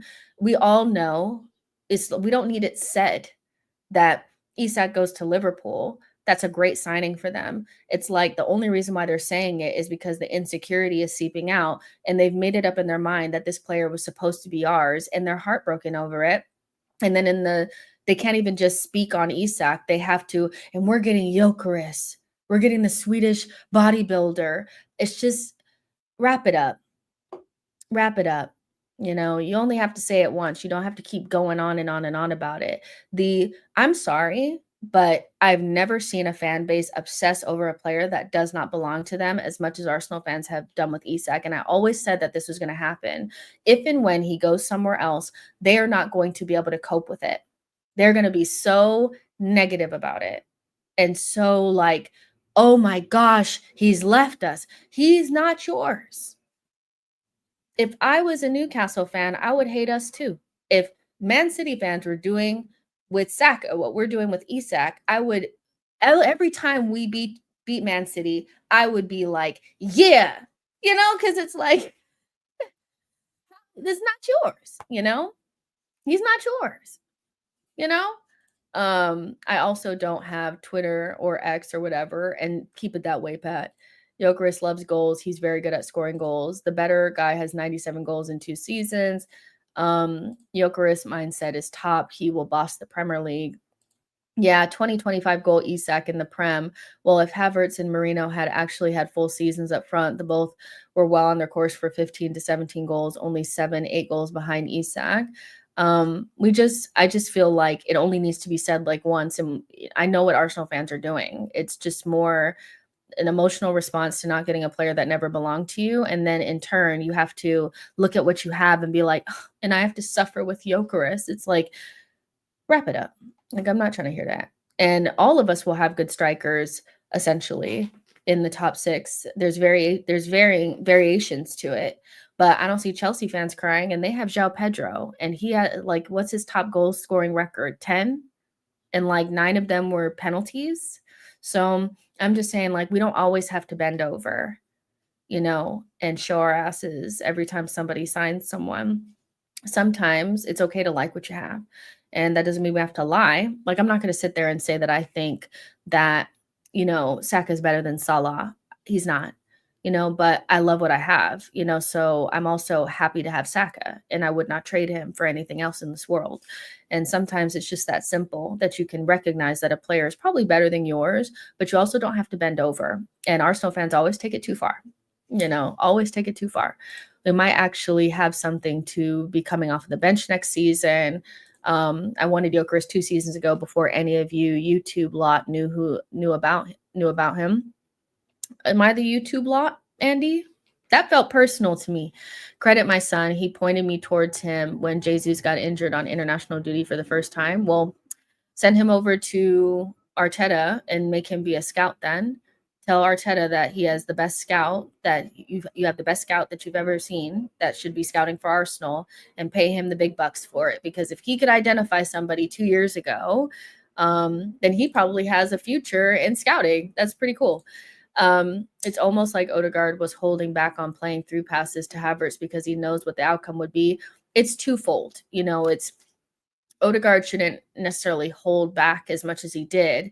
And I don't want to make it like it's all Havertz's fault, but when you know that the players could score, I think you're more likely to make that pass. And then also because, like I said, we become almost like allergic to giving the ball away. Like it's so bad to give the ball away that it's almost like an emergency, that unless it was a certainty that we're going to score, we're not making that pass. And so, yeah, I think it's twofold.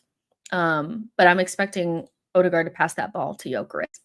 And if he doesn't, I want to see Gyökeres yell at him and say, "You need to give me the fucking ball." I want to see those words come out of his mouth. You need to give me the ball. And then if he doesn't do that, Odegaard comes off, somebody else comes on, and it is what it is, because he needs to be held accountable as well. I agree, Jess, about the bending over for rival signings. It's just too much. It's like you don't have to go so far. Gyökeres Isak will not have much of a difference in terms of output, that's for sure. The difference will be is if Liverpool get Rodrygo and we get Madueke Martinelli on the left. Hope not. This stream is incredibly long. We're going to get out of here soon.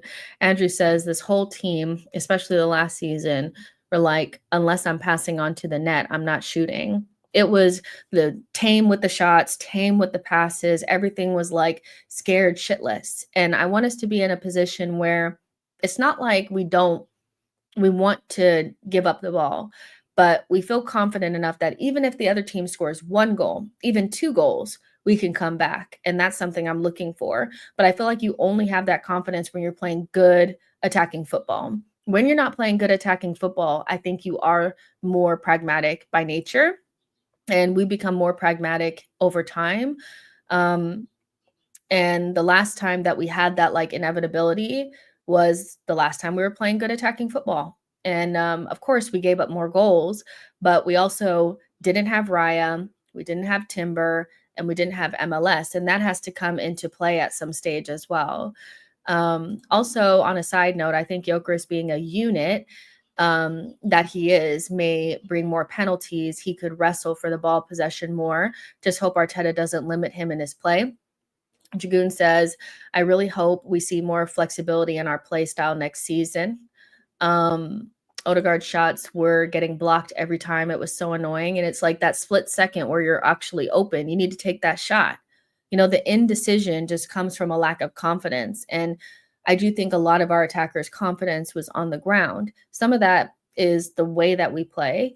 And then some of it is they need to take their own responsibility and stand up. And so I feel like both Martinelli and Odegaard had a similar problem. Obviously, they play in different positions. They both had injuries at certain parts of the season, more Odegaard than Martinelli, but they both kind of have that similarity where they second guess themselves. And some of it is because of the way that we play. And some of it is just because they lack the confidence, and you have to build yourself up too. Like Saka's confidence never gets that low. And I think that's because his mentality is top. And I think that's why there's a constant conversation around Odegaard's mentality, is because, you're the captain. So you're meant to be performing at like an 8 out of 10 every single game. His confidence was on the ground this last season. And whether it's the ankle injury or the way we're playing or being tired or whatever, we're going to expect much more from him next season for sure. Hold that, says Havertz will get 12 Prem goals. What element of surprise do we have going into next season? Hopefully Glock 9 just exceeding expectations. And the element of surprise is Madueke becoming Sane overnight. Or at least that's probably what Arteta's telling people. But listen, let's go ahead and get out of here. I want to thank Jimmy for gifting She Knows Arsenal membership. I know you guys have been asking about doing more of the call-in shows.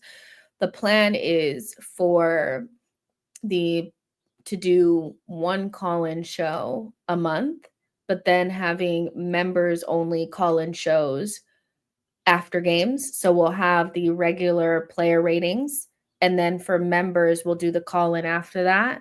So that's the plan, but you guys will get like a regular call-in show without having to be a member or anything once a month. After I did that first call-in show, I kid you not, I was dead tired. So they are kind of hard to do, but you guys liked it, so I wanted to do them again. But we'll have we'll make it like a members thing. So, and it'll be like $1 a membership or something like that. It won't be expensive at all. But yeah, make sure you guys like this video and subscribe to the channel on the way out. I think I read Jimmy gifted quite a few, which is really, really cool. So thank you so much for doing that. And H also put in a super chat saying we need 7 more signings. We're finished. Being good old H. I read this one and I read this one. So thank you guys so much for your super chats. Thank you, Jimmy, so much for gifting those memberships. And yeah, make sure you guys like and subscribe on the way out. And we will talk on the next one. Hopefully, Yokeris, here we go. Love you guys. Bye.